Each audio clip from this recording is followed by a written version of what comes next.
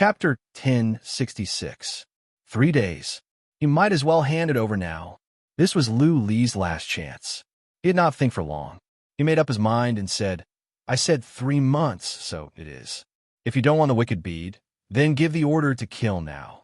If you dare to kill civilians of the Heaven Reverse Universe, I swear I will kill my way to the 9 universes and wipe out your families and civilians. With that said, Lu Li flew the wicked bead toward the entrance of the great land with determination. He wanted to give Yinggu a false impression. He would not back down on this matter. Either they would kill now, or they would have to wait for 3 months to get the wicked bead. He was sure that Yinggu and the others would compromise because he had given them hope. He promised to hand over the wicked bead in 3 months. This time, Yinggu brought 100 semi-god realm warriors with him. More than half of them were dead. If they could not get the wicked bead, Yinggu would not be able to explain himself. He had a compromise. What? Yinggu and the others watched as Lu Li flew away. In the time for 2 breaths, he vanished into the distance. The 4 of them looked at each other and felt troubled. Whether or not they slaughtered the ordinary people was meaningless to them. At most, they could vent their anger and resentment. If Lu Li was alive and the wicked bead was not in their hands, killing civilians would only worsen the situation. Lu Li had said it himself. The wicked bead could be handed over. In other words, they were right to threaten Lu Li with civilians of the Heaven Reverse Universe. As long as the humans of the Great Land could not run away, the wicked bead would not. Therefore, waiting for 3 months was not a big problem. They were just worried that Lu Li would play some tricks. Yinggu and the other 3 semi-god realm warriors discussed for a while. They decided to go to the Great Land first. They must control the forces at the Great Land first, and then let those forces gather the humans nearby. In this way, they would have a trump card to threaten Lu Li. Even if Lu Li wanted to save people, could he have clones? He could save one side, but could he save the other side? Buzzing, Yinggu took out a jade talisman and crushed it to remind Feng Rue and the others to be careful. Lu Li was flying toward the Great Land, and they should not fall into his trap. The 4 of them flew toward the entrance of the Great Land, the entrance of the Palace of Heaven's Roars. They entered the territory of the Palace of Heaven's Roars easily. There was a semi-god realm warrior guarding the entrance. He was Feng Rue. Yinggu frowned and asked, Where is Lu Li? Did he not come in? No. The semi-god realm cultivator shook his head in confusion and said, I've been guarding here. No one came in. Let's go. Lead the way to the city of Heaven's Roars. Yinggu and the others looked at each other in surprise and took the transmission formation all the way to the city of Heaven's Roars. As soon as they arrived, the 4 of them used psychic power to check. They were relieved to make sure that Lu Li was not nearby. Whoosh, Feng Rue and the others flew over and bowed to Yinggu. Yinggu asked, Where's Lu Li? Have you found any trace of him? No. Feng Rue shook his head and said, All the scouts in the territory of the Palace of Heaven's Roars are sent by me. There is no report. Send out more scouts to find out where Lu Li is. Yinggu frowned. Did Lu Li not come back? They were still at the demon-slaying grounds. Was it just a facade? Jun Hongya said after a while, I don't care where Lu Li is. He must come here in 3 months, or I will start the slaughter. I think we should control another 1 billion over the next 3 months. We will split up into several places, and each of us will lead a team to guard over them. If Lu Li dares to touch one place, we will slaughter the others. That's what I think as well. Yinggu nodded. He was swift and decisive. He discussed with Jun Hongya and the others at once and agreed on some secret signals. Then, Jun Hongya, Feng Wanhu, and Qin Tianxian left with several semi-god realm warriors. Feng Rue had learned about the Great Land. Qin Tianxian went to the territory of the Red Lunar, and Feng Wanhu to the territory of the Palace of Immortals Inquiries. As for Jun Hongya, he went to the House of Mystic Armor, the former territory of the Lu family. The Lu family had relocated and many affiliated families had left as well. That being said, there were still many major families staying. That was the territory of the Lu family. All the civilians regarded themselves as part of the Lu family. This time, Junhongye went there on purpose for revenge. He planned to capture 1 billion civilians. Whether Lu Li would hand over the wicked bead or not, Junhongye would slaughter the civilians to vent his anger. Yinggu did not leave. He stayed with Feng Rue and the others to guard the Palace of Heaven's Roars. With warriors at the peak of the semi-god realm here, even if Lu Li were to come, Yinggu could kill the hundreds of millions of civilians in the city with a few attacks. 3 months was not a long time. Lu Li had gone missing. Yinggu had to wait for 3 months. He did not know if anything could happen during the 3 months, but he had no other choice. If he could not get the wicked bead, he would be too ashamed to go back to the divine imperial universe. Lu Li did not stay at the demon-slaying battleground. He had gone to the Great Land, and he had entered the deserted world through that secret tunnel. Jiang Tianshun was still guarding the entrance to the deserted world, ready to destroy it at any time. Jiang Tianshun did not do anything before Lu Li crushed the Jade Talisman to warn him. When Lu Li entered the cave, Jiang Tianshun saw that Lu Li was covered in wounds. Not a single part of his body was in good condition. Jiang Tianshun asked with concern, "Lu Li, are you okay?" "I'm fine, Grandpa Jiang. You don't have to stay here. Just send someone over. You can go to the Inferno now." Lu Li left without further explanation. He was in a hurry. He teleported to the entrance to the Inferno and then to the towering mountain to enter the prison of wood. He was in a hurry not because he wanted to go to the prison of wood to cultivate or to see Jiang Qiling and Bai Qiushue.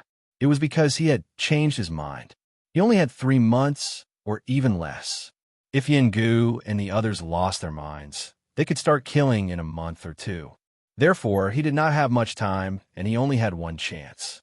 He could not pin all his hopes on the Slayer's move. He planned to take 2 measures at the same time. On his way back to the Great Land, Lu Li looked at Master of Heiqi and Hiyu. He remembered something: the Paleobeast realm, the Mountain of Dragons, and the headless body at the Pond of Dragons. That body was horrifying. Maybe, before Lu Li could get close, he would be killed by the Immortal's energy. Maybe, when Lu Li got close, he would be killed by the Immortal's body in 1 move. Maybe, there were many possibilities. That Immortal's body was too dangerous. Lu Li never dared to think about it after he came back from the Paleobeast realm. Now, at the moment of life and death, Lu Li wanted to have a try. He was the king of the humans of the Great Land, the protector of the human race. He must protect his people.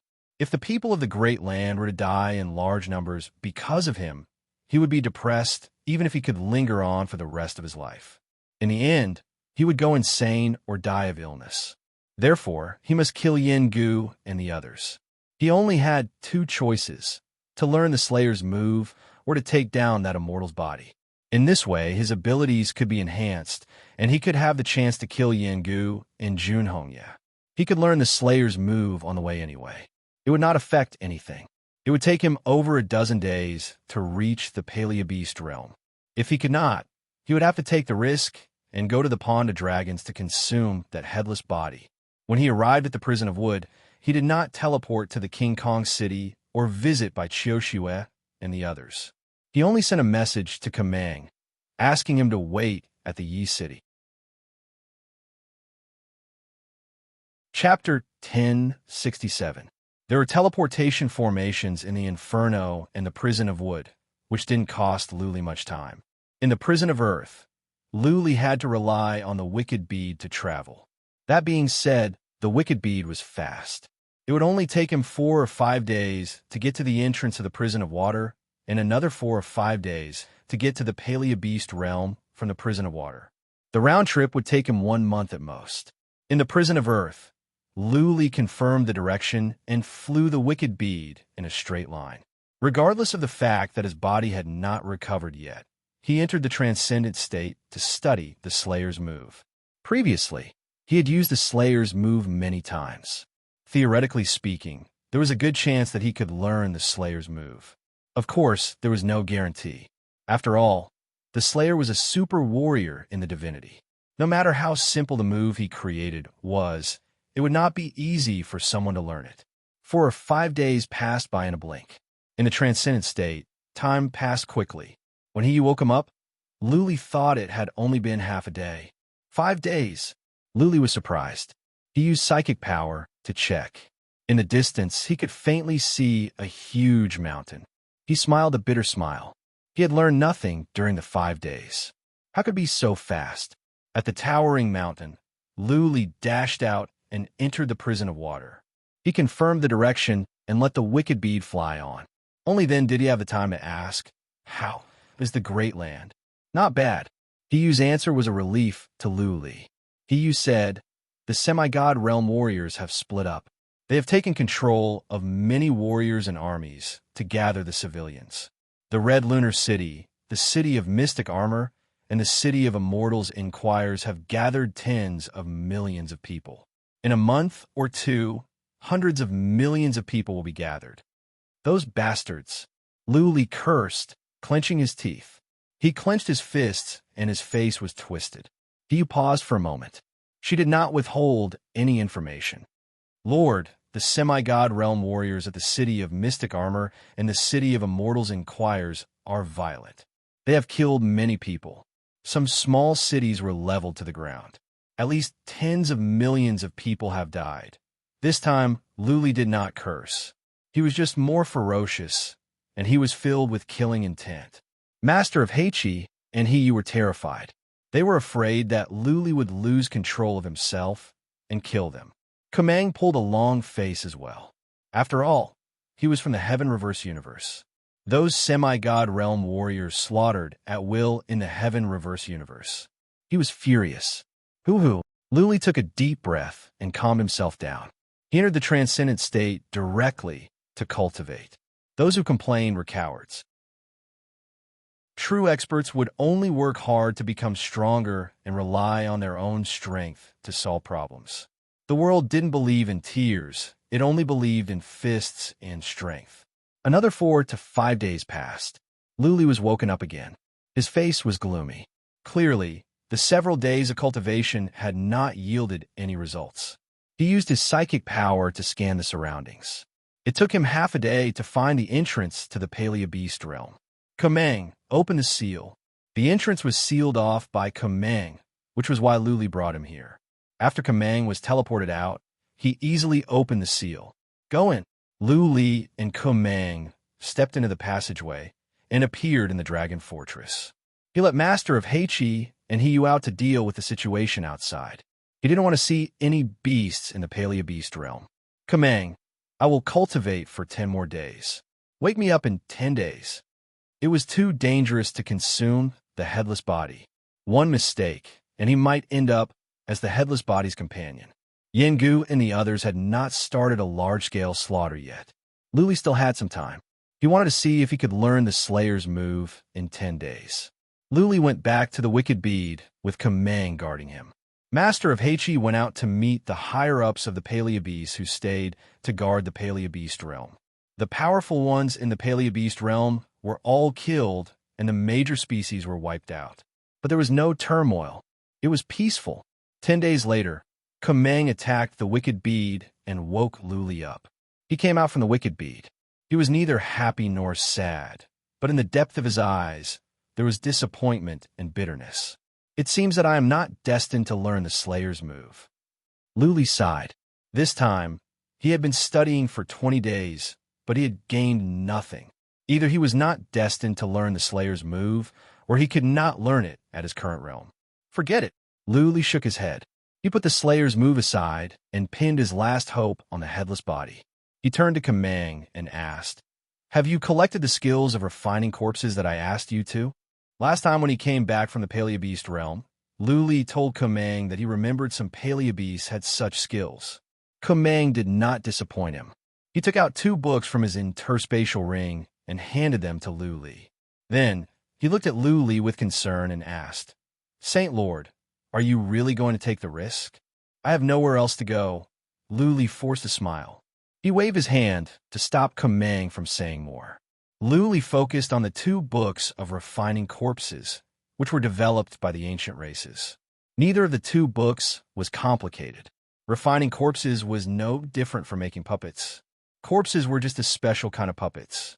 Luli chose one that seemed to be of an advanced level. This secret skill required dead soul charms to be made. The charms could be inserted into the corpse. When 108 dead soul charms were inserted and a spiritual connection was established, the corpse would be under Lu Li's control. Lu Li chose this skill for the sake of safety. He could use the dead soul charms from a distance. In this way, he would not have to be too close to the headless body, and he would not be crushed to death by the strong energy of the corpse. Lu Li thought for 2 hours. Then, he shouted, "Master of Heichi, come in. Help me collect some materials." Dead soul charms required some special, mystical materials.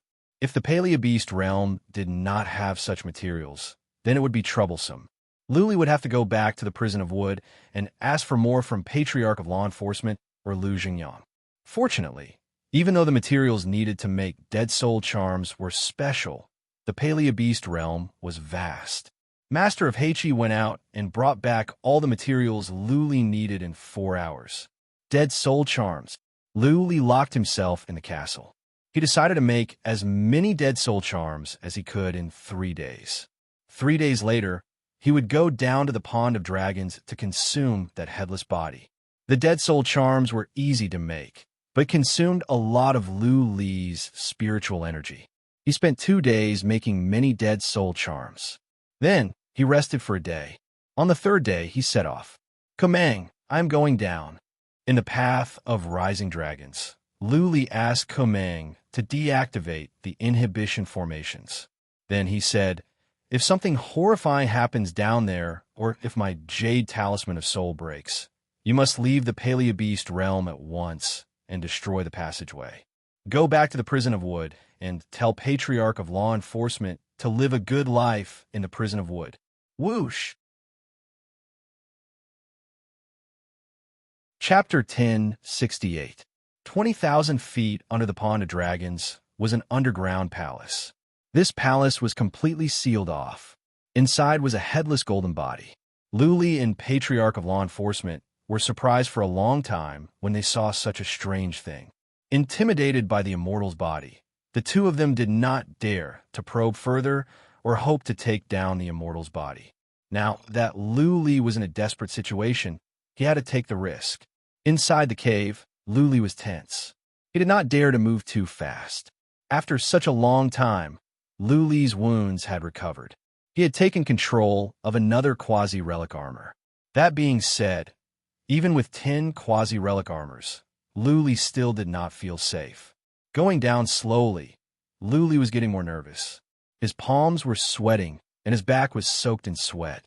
But in his eyes, he was determined because there was no way out. 2,000 feet down, Lu Li could no longer see the light. He seemed to have entered a state of spatial dimension. He was surrounded by darkness. His heart was beating faster and his breaths were heavier. He felt the earth was pressing on him from all sides, trying to crush him. 20,000 feet. Lu Li's heart was pounding faster. He felt his heart was going to jump out. He took a deep breath, made up his mind, and sped up. 200,000 feet. Lu Li was almost at the bottom. Last time, when he dug a tunnel, he reached this point. At this point, Lu Li stopped. He wasn't as nervous as before. He used to be like this all the time. At the critical moment of life and death, he would stay calm and risk everything. The worst that could happen was death. He did not use psychic power right away. Instead, he flew downward. When he reached the bottom, he still did not use psychic power. He knew that once he used psychic power, he would be enveloped by a horrifying energy. He would not be able to move one bit. Later on, he and Patriarch of Law Enforcement came to check, and it was the same. He did not use psychic power at the moment, but he did not feel anything. Still, he felt it was cold and uncomfortable. Buzzing. The red mark between Lu Li's eyebrows glowed. Just like last time, the dragon demon sent Lu Li a message, telling him to leave at once. The dragon demon sensed danger. Lu Li ignored the dragon demon. He took out the coal blade, saber, and continued to dig. He remembered very clearly that he could only vaguely sense the situation in the underground palace after he extended his spiritual force to the extreme.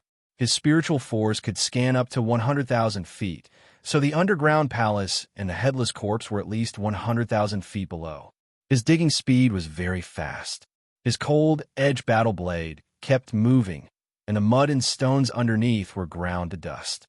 He completely forgot about the threat of the headless god corpse and kept digging. 3,000 feet, 30,000 feet, 50,000 feet. Luli realized that if he didn't use psychic power, the chilly and horrifying chi and energy from the headless immortal's body didn't spread over. Even though the breath was getting more and more uncomfortable, Luli could still move and could run away at any time. Keep digging. Luli swung the cold saber and sped up. He dug downward desperately. This kind of digging was too fast. In the time for dozens of breaths, Luli had dug for another couple of miles. There was only 1 or 2 miles left from the underground palace. Luli's digging speed was slowing down. It was not that Luli was getting nervous again. It was just that the air around here had become extremely cold. Luli felt like he had fallen into an ice house. He felt numb all over, and his movements were sluggish. As a matter of fact, the air here was not cold, but a feeling in his heart. It was like a person passing by a graveyard in the middle of the night. The temperature was not cold, but it felt chilly. Goosebumps rose all over his body, and he shuddered. 1 or 2 miles. I don't think the dead soul charms can go any further. Luli murmured to himself. He covered his head and kept on digging. This time, he was much slower. The dragon armor and the quasi-relic armor appeared. He knew that if the headless corpse wanted to kill him, even the relic armor would not be enough to protect him. It took Luli the time for 1 incense stick to burn to dig through the 2 miles. At this point, Luli involuntarily stopped. He was enveloped by the chilly air. He was trembling and his teeth were chattering. There was no trace of blood on his face. His white hair was scattered and covered in dust. He looked no different from a ghost. I cannot go any further. I cannot go any further. Luli kept repeating these words in his mind. He felt powerless. His soul was filled with terror. Every hair on his body was standing on end. I should be less than 2 miles away from the underground palace. Luli thought to himself. He could fly the dead soul charms down at this distance, but he did not think it was safe. What if the dead soul charms lost their effect when the distance was too far? Another 1 mile. Luli made up his mind. A glint of red light appeared in his eyes. He swung his saber and dug downward with all his might. His speed was even faster. He stirred the relic weapon in his hand at all costs. The mud and stones were ground into dust. Luli was falling down. Without thinking, he took a deep breath and swung the relic weapon in his hand. 1,000 feet, 1 mile, 2,000 feet. At this moment, Luli finally came back to his senses. He had reached a depth of 2,000 feet. It was fortunate that he came back to his senses in time. Otherwise, he might have dug out the underground palace, and then he would have fallen and smashed into the headless corpse. On this thought, Luli's body trembled. He took a deep breath and rubbed his face, telling himself to calm down and stay calm. He had nowhere to go. Either he could take back the immortal's body, or he could stay here with the immortal's body forever. Luli did not act rashly at this point. He sat on the ground for the time, for 1 incense stick to burn, to let himself be at the peak of his condition. He picked up the coal blade and expanded the nearby passageway by a few feet, digging a huge underground cave nearby. This is it. The interspatial ring on Luli's hand glowed as many blood-red wooden talismans came out.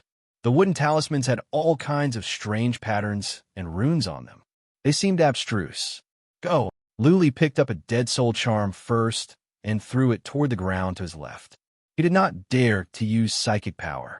He had to rely on his memory to determine the location of the headless corpse. He threw it with great strength. The dead soul charm was like a small sword. It pierced through the ground and flew downward. Since Luli made the dead soul charm with his spiritual energy, there was a trace of spiritual imprint in it. Luli could sense the location of the dead soul charm. He closed his eyes and focused all his attention on sensing the corpse soul talisman. The corpse soul talisman flew down rapidly, but its speed was getting slower and slower. Bang! Luli felt the dead soul charm sped up and then smashed into an iron wall. Luli trembled. He knew the dead soul charm had bumped into the headless corpse. Explode. Chapter 1069. Enveloped by this energy, Luli felt he was frozen in ice.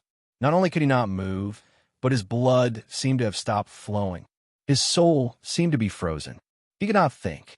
The only thing left in his soul was endless fear. This was the most horrifying energy Luli had ever sensed. It was more horrifying than God of Barbarian, God of Wings, and Emperor of Heaven Reverse. It was even more horrifying than the Slayer's energy in the blood. Of course, Luli only sensed it from the Slayer's blood. But there was an immortal's body here. Emperor of Heaven Reverse, and the others only had avatars. This was not an equal comparison. Perhaps if he encountered a living deity, his aura would be just as terrifying. No, the first Dead Soul charm had just been used, and the immortal's body had already reacted in such a way. Luli could not move. How could he use more Dead Soul charms? The immortal's corpse had such a huge reaction. Would it move in the next second and tear him to pieces? Even if the immortal's body did not move, Luli believed he would die soon under the pressure of this horrifying energy. His blood could not flow, and he had stopped breathing. If he could not think of a way, he would die here for sure. No, Luli was unwilling to accept this. His death was not a big deal, but Yin Gu and the others of the Great Land would start a killing spree if they could not get the wicked bead. Countless innocent people would die.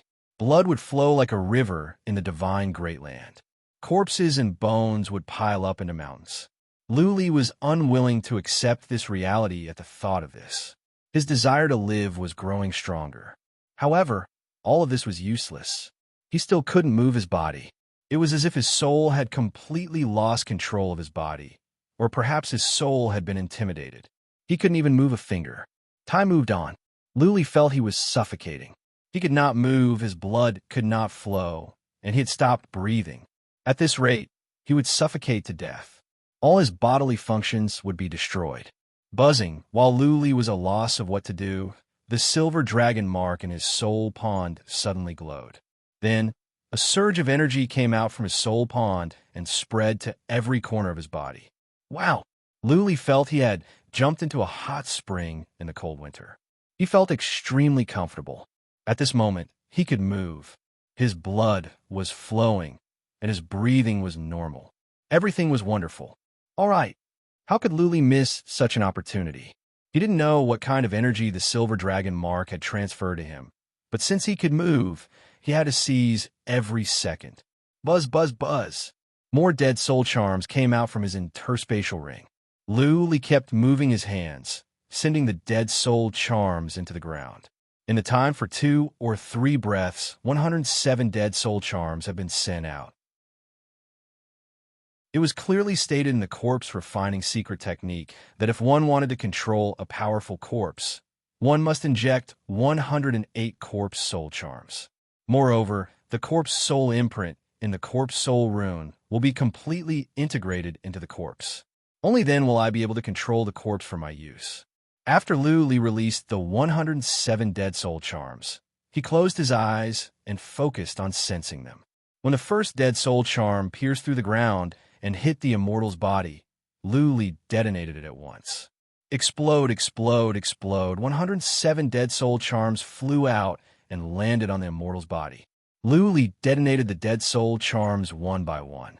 Naturally, the soul imprints in the Dead Soul charms were integrated into the immortal's body.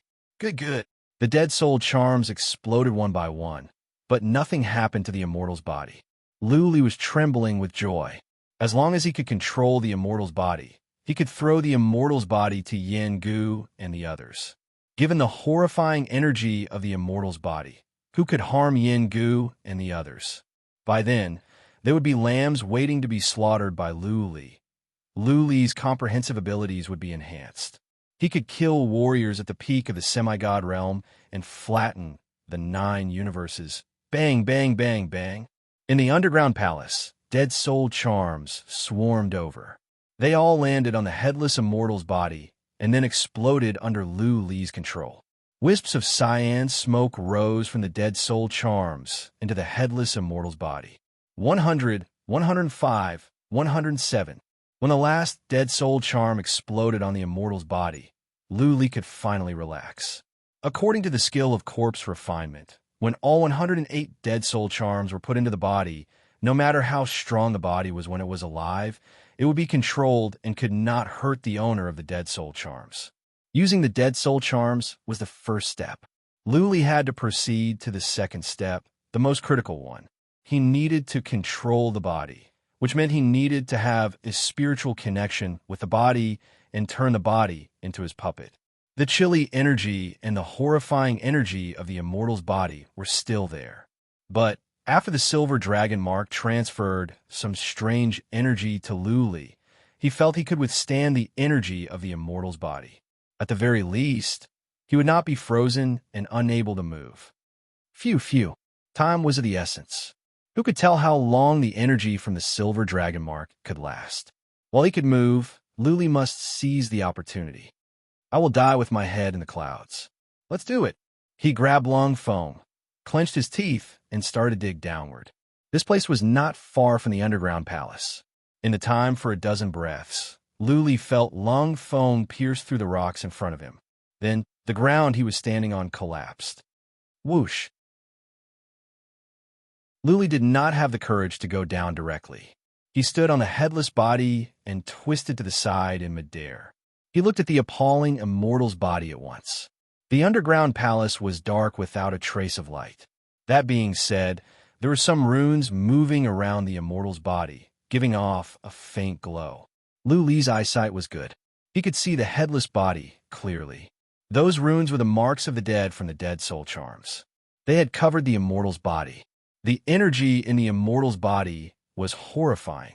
However, the immortal's body showed no reaction. At the moment, the heartbeat seemed to have weakened. Okay, Luli was enveloped by the chilly energy. He was trembling all the time, but inside, he was burning with passion.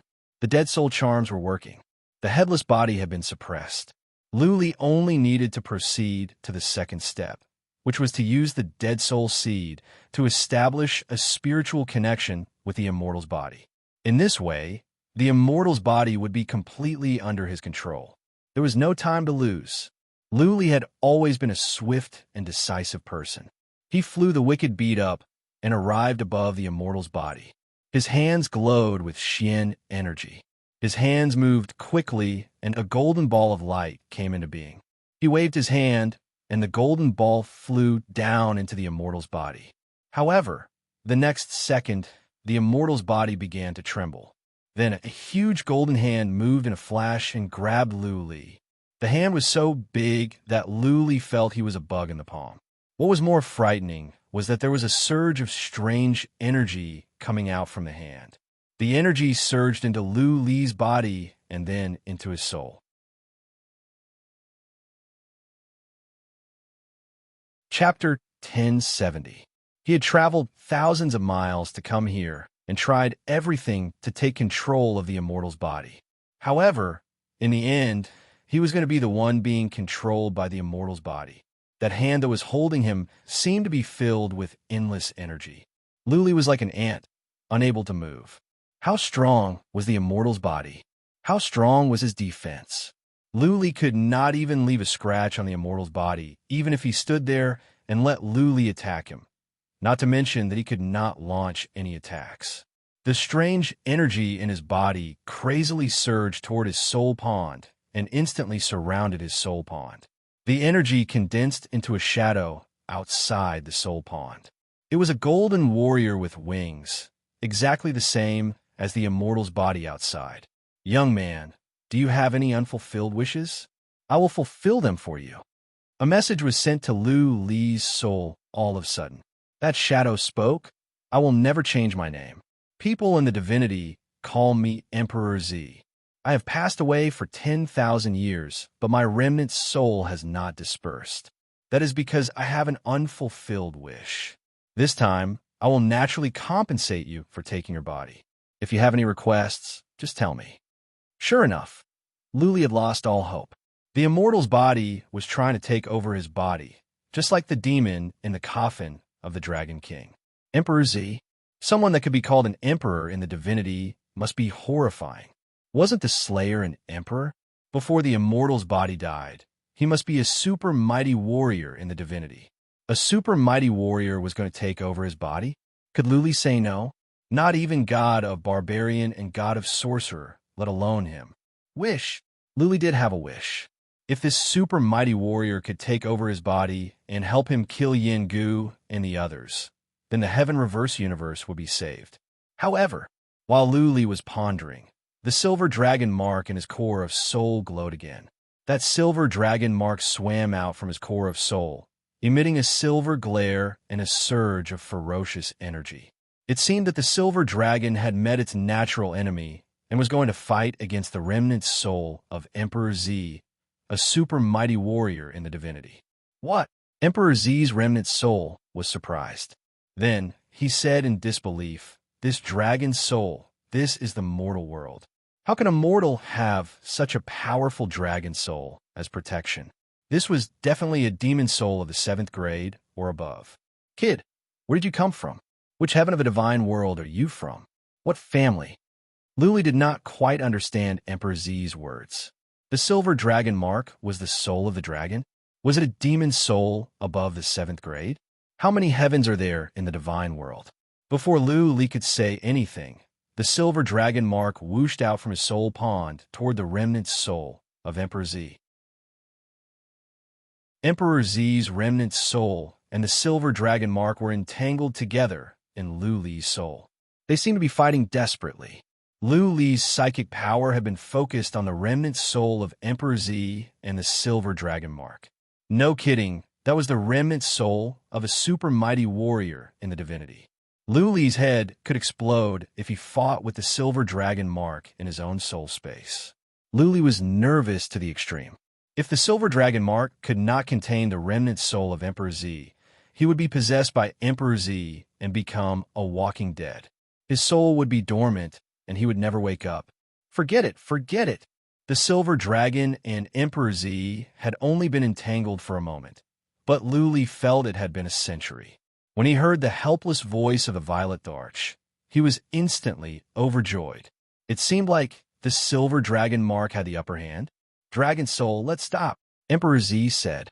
His words were filled with disappointment and gloom. "Maybe I will face a calamity one day. Maybe I should have died 10,000 years ago. Young man, this emperor's body could be given to you to use, and you can even learn a thing or two from this emperor's body. My body is the strongest under the 3rd plane of the divinity. There is a way to cultivate an immortal's body. Whether you can learn it or not will depend on your luck. But you must promise me 2 things." The silver dragon mark seemed to have a consciousness of its own. It separated itself and went back into the soul pond to protect Lu Li's soul. Hearing Emperor Z's words, Lu Li's body and soul trembled violently as if he was having a seizure. He tried to calm himself down and said, "Sir, please tell me. I will not refuse as long as I can do it." Okay. The purple remnant's soul became weaker as if it could vanish at any time. He said, "I was killed by my enemies and I left behind a daughter. It was a critical situation. I had to seal her under the cliff of sins in the 3rd plane of the divinity. I don't know how she is now. If you can go to the 3rd plane of the divinity, save her for me and take good care of her." What? Lu Li was embarrassed. Emperor Z had been dead for 10,000 years. His daughter was still alive? Even if she was alive, she must be a powerful warrior in the divinity. She still needed his help? Emperor Z seemed to have read Lu Li's mind. He explained, "If I am right, she should still be sleeping. You can go to the 3rd plane of the divinity. You must be powerful. You can take care of her. Also, you have the protection of a 7th rank enchanted soul in a mortal world. You must have a powerful background. Cut the crap. Do you agree or not?" This time, Lu Li did not hesitate. He nodded and said, "If I can go to the 3rd plane of the divinity and find your daughter, I will save her and take good care of her." Okay. Emperor Z nodded with satisfaction. Then he stated the second condition. "If you are capable enough, help me kill an enemy." He is also an emperor at the 3rd plane of the divinity. His name is Emperor Yang. He was the one who cut off my head. After you kill Emperor Yang, get my head back and bury my body under the cliff of sins. This time, Lu Li was even more speechless. asking him to kill a super mighty warrior in the divinity? What a joke. How could he not collapse under the weight of such a heavy burden? Emperor Z snorted. You do not have the courage to rise to the challenge, the determination to face death with equanimity, and the aggressiveness to kill all enemies. I advise you not to go to the divinity. You will only face death if you go. You might as well be a king in a mortal world and live a free and unfettered life. Not to go to the divinity? Luli thought to himself. Soon he shook his head. He had to go to the divinity. He had to find Lu Ling and bring her back. He could not let her suffer alone in the outside world. Luli was still thinking. Emperor Z seemed to have lost his patience. He snorted, Punk, do you agree to my condition or not? If you don't, I would rather destroy my body than let you have it. Destroy. Luli came to his senses. If Emperor Z's body was destroyed, then Lu Li's trip would be in vain. Lu Li agreed to Emperor Z's condition. As Emperor Z said, Lu Li had to be capable. If Lu Li did not have the ability, then he would not be breaking the promise. Okay, Lu Li sent a message. Emperor Z, I promise you, if I have the ability, I will fulfill your wish. Okay. Emperor Z was satisfied. Staring at the silver dragon mark in a soul pond, he said, Come on, dragon soul. Consume my remnant soul. Do me a favor. Punk, don't forget your promise. I have just used a powerful skill to release the curse. If you break your promise, your soul will be destroyed when you go through the god's tribulation. That's right. If you go to the god realm and use my body to kill your enemies, you need to be confident. Otherwise, if news of this spreads, there will be many gods coming to fight for my body, and you'll be in big trouble. Swish, swish. Chapter 1071. The remnant soul of Emperor Z was gone. That being said, the silver dragon mark did not stop. Instead, a surge of energy shot out from Lu Li's eyes toward the headless body. Buzzing, the immortal's body began to glow in a golden light. A faintly discernible dragon-shaped air current wandered around the immortal's body. What happened next shocked Lu Li. Gradually, the immortal's body began to shrink. It shrank from 1,000 feet to 1 foot, similar to the size of the mammoth race or the titan race. Lu Li was grabbed by a huge hand. Now, the hand let go of Lu Li. He was free again. Well, all of a sudden, Lu Li felt he had a spiritual connection with the immortal's body. It was as if the immortal's body had become his spiritual beast. Okay, Lu Li's eyes glowed. With the headless body under control, his abilities would soar. Maybe all his problems would be solved. Phew, phew, he breathed heavily. Lu Li could not tell if it was because of the spiritual connection with him or because the immortal's body had shrunk, but the immortal's body was not as scary as before. Whoosh! Lu Li flew over and stood in a corner of the underground palace. His legs were still weak. He leaned against the wall, his chest heaving up and down, and cold sweat trickled down from his forehead. Lu Li had a narrow escape from death. The information he just received had left him in a daze. He wanted to gather his thoughts and calm himself down. Leaning against the wall for an hour, Lu Li managed to calm himself down. But his mind was filled with the scene of Emperor Z. What happened just now was short, and they only exchanged a few words. Nevertheless, there was a vast amount of information. First, the silver dragon mark. Emperor Z said it was a dragon soul, an enchanted soul above the 7th rank. Lu Li had such a powerful enchanted soul to protect him. Emperor Z said he must have a strong background. He must be from a big family in the divinity. The silver dragon mark appeared because of the animal tooth pendant. The animal tooth pendant belonged to Lu Ling. According to Lu Ren Wang, the animal tooth pendant was worn on Lu Ling's neck when they adopted her. When Lu Li was born, Lu Ren Huang asked Lu Ling to wear the animal tooth pendant for fear that he would die prematurely. The animal tooth pendant was equal to a 7th rank enchanted soul. The animal tooth pendant was meant to protect Lu Ling. In other words, Lu Ling came from a super family in the divinity. Lu Li did not know how powerful Emperor Z was or what his rank was on the list. That being said, Lu Li felt Emperor Z was strong, much stronger than Emperor of Heaven Reverse.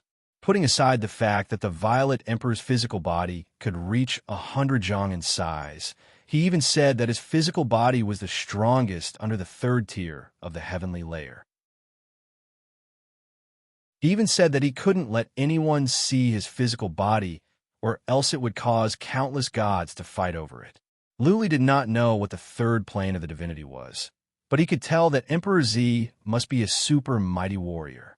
If a super mighty warrior in the divinity said that the animal tooth pendant came from a big family in the divinity, then Lu Ling's family must be powerful in the divinity, probably much more powerful than even Emperor Z.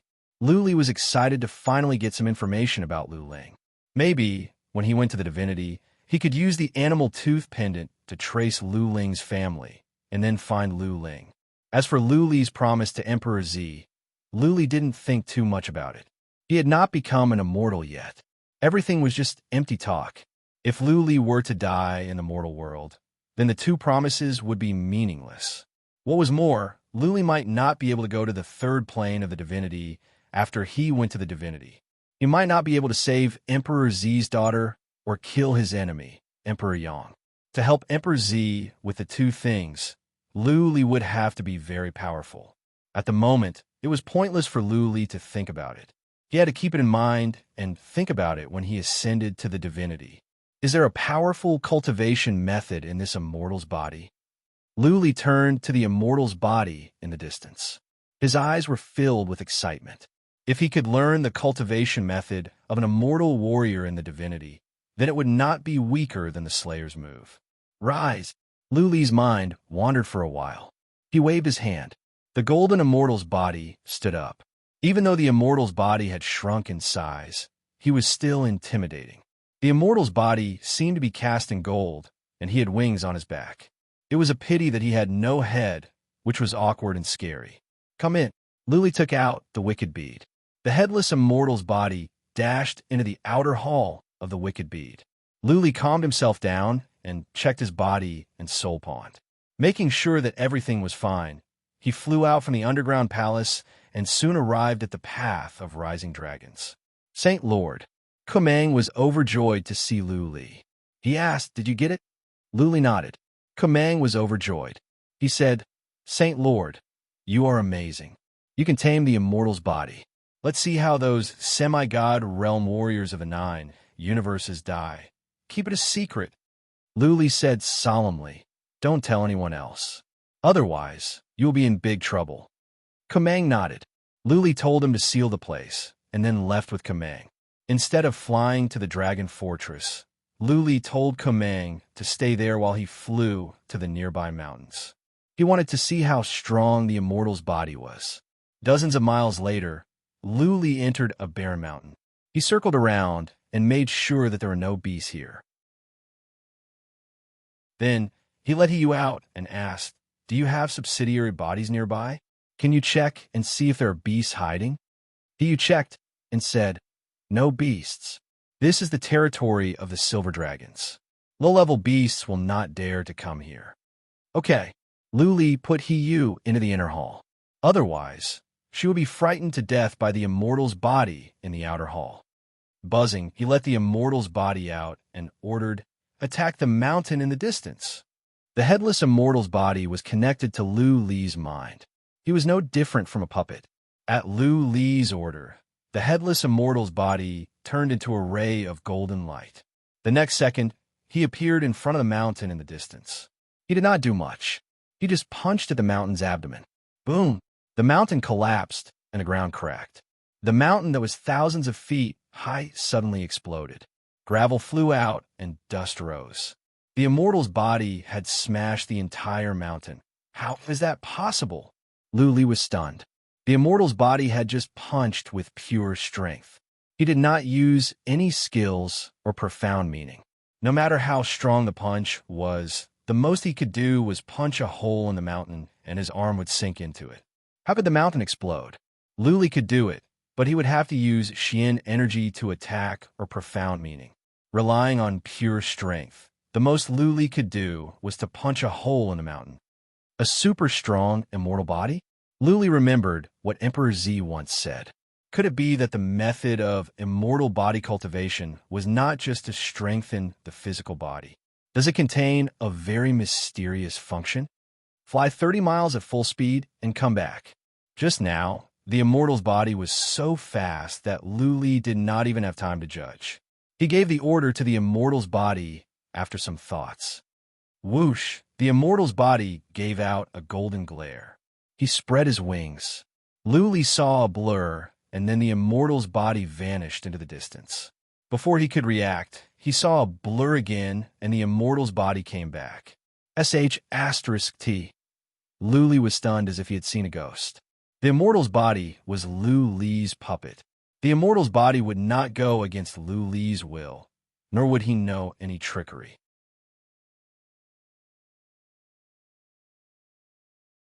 Chapter 1072. Lu Li was fast. When he used the traceless wind profound meaning, he could be as fast as a semi-god realm warrior. He could cover 3 miles in the time for one breath, and the wicked bead could reach 30 miles in one go. Lu Li believed that even a warrior at the peak of the semi-god realm could only cover 30 miles in the time for one breath. However, the immortal's body covered 30 miles in the time for one breath. In other words, a distance of 200 miles? Let me try again. Lu Li could not believe his eyes. After some thoughts, he flew up and flew forward in a straight line. He didn't stop until he flew for more than 100 miles. Through the spiritual connection with the immortal's body, Lu Li ordered, "Come at full speed." Whoosh! As soon as he gave the order, he heard a shrill noise in front of him. Then he saw a black dot zooming in. The immortal's body did arrive in the time for one breath. Let me try again. Lu Li touched the immortal's body. He noticed that the body was not cold. It was as warm as a human being. Apart from the lack of a head, the immortal's body was no different from a human being. Lu Li was emboldened. He flew over at once, grabbed the immortal's body's leg, and ordered, "Immortal's body, full speed ahead." Whoosh! The immortal's body spread his wings and dashed out like an arrow. Lu Li almost lost his grip and was smashed away. "That speed is horrifying," Lu Li exclaimed as he sensed the scenery on both sides were flashing by. He was certain that the immortal's body was times faster than a warrior at the peak of the semi-god realm. Yin Gu and Chun Tianxian were not as fast as the immortal's body. The immortal's body had been dead for 10,000 years. How fast could Emperor Z be when he was still alive? Lu Li could not imagine it. This was the power of a super mighty warrior in the divinity. That was horrifying. "Go back." Lu Li put away the immortal's body and flew away quickly. The worry on his face was gone. Lu Li could not tell how strong the immortal's body was, but he was sure he could kill Yin Gu and the others. All the problems had been solved. Now, he had to figure out a plan to kill Yin Gu and the others. Through Hiyu, Lu Li learned that Yin Gu and Jun Hongya had split up. They were controlling different groups of humans to prevent Lu Li from sneaking up. Jun Hongya and the others would have special jade talismans. As soon as Lu Li killed one of them, the others would take action and kill all the humans they controlled. This cannot be rushed. Lu Li had to think it over and choose the safest way. After he returned to the Dragon Fortress, he left the Paleobeast realm with Kumang and the Master of Heichi. Outside the Prison of Water, Lu Li wanted to fly in the Wicked Bead. On second thought, he put Kumang, Master of Heichi, and Hiyu into the inner hall of the Wicked Bead. Then, he let out the immortal's body from the outer hall. "Fly forward and kill all creatures you encounter." Lu Li gave an order. The immortal's body flew over at once. His powerful energy alerted many beasts of primordial chaos nearby. Whoosh, whoosh, a giant shark swooped in from afar. Its blood-red eyes stared at the god's body as if it had seen a delicious meal. Whoosh, the immortal's corpse spread his wings and appeared in front of the shark in the next second. He didn't use any complicated attack. He simply threw a punch. Bang! What shocked Lu Li was that the immortal's body had smashed the shark that was more than 1,000 feet long. It was as if the shark had been smashed into pieces. Such a huge chaos beast must have a lot of blood in its body. Instantly, The sea region within a few kilometers was dyed red. Countless chaos beasts in the surroundings were alarmed by the blood and rushed over. Luli dashed into the wicked bead and followed the immortal's body. He wanted to see how powerful the immortal's body was. Then, something happened that rendered him speechless. Huge chaos beasts were charging towards him one by one. Within seconds, tens of them were charging towards him. In the end, the divine corpse's body flashed. Every time he flashed, he would appear in front of a chaos beast. With a simple punch, that chaos beast would explode into blood mist. They were not on the same level at all. The beasts of primordial chaos were strong, and the beasts of primordial chaos in the prison of water were even stronger.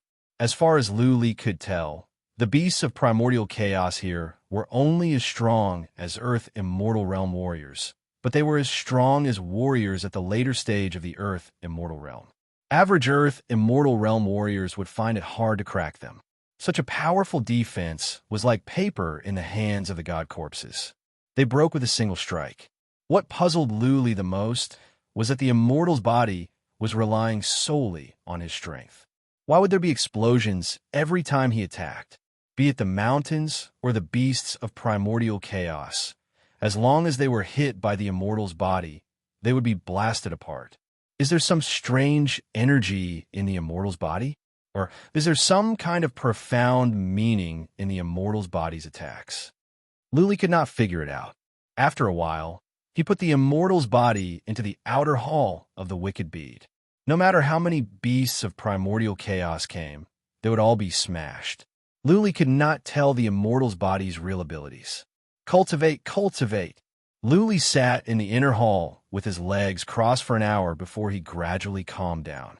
His face was filled with excitement. Hiyu, Kamang, and the master of Heichi were delighted. Previously, Luli had been pulling a long face all day, which made them feel depressed. Luli had not given up on the Slayer's move. It would take him some time to go back.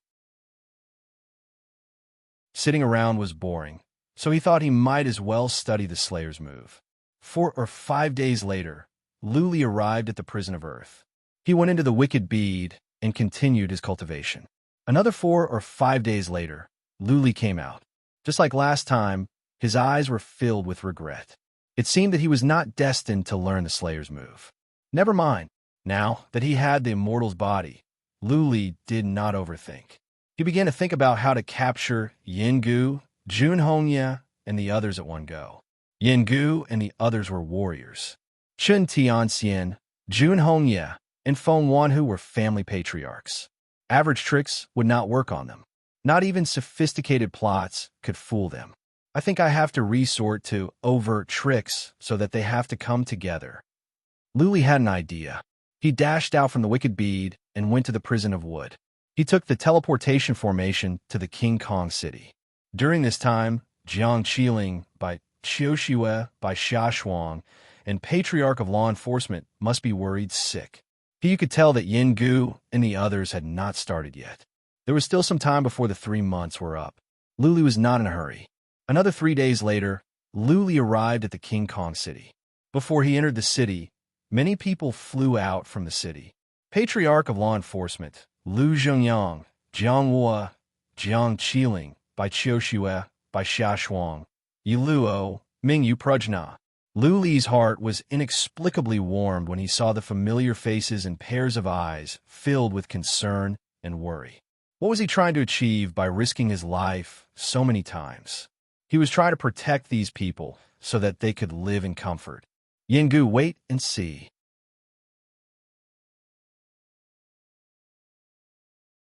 Chapter 1073. Yingu had been waiting. He had been waiting in the City of Heaven's roars for more than a month and was very anxious. Luli had been missing for over a month. Even though he believed that Luli had gone to the Inferno, what could he do? Could he break through the space barrier and enter the deserted world? What could he do in the deserted world? He could not go to the Inferno to capture Luli's families. This time, powerful warriors from the 9 universes, including some hiding in the purgatory of primordial chaos, were gathered. So many people had spent several years to break through more than a dozen spatial barriers and arrive at the Heaven Reverse universe. To get the wicked bead, the Yin family had paid a high price. They had paid a large number of divine sources in advance. Don't think that the Yin family had Yin Tiangang, who could easily obtain things like God's source. If Yin Tiangang wanted to send things back, he would have to pay a huge price. If he could get the wicked bead, everything would be worth it. However, he did not get the wicked bead, and so many had died. How could Yengu not panic? He believed that if he brought the man back just like that, the leader of his clan would definitely kill him in a fit of rage. Otherwise, he would not be able to explain himself to Yin Tiangang.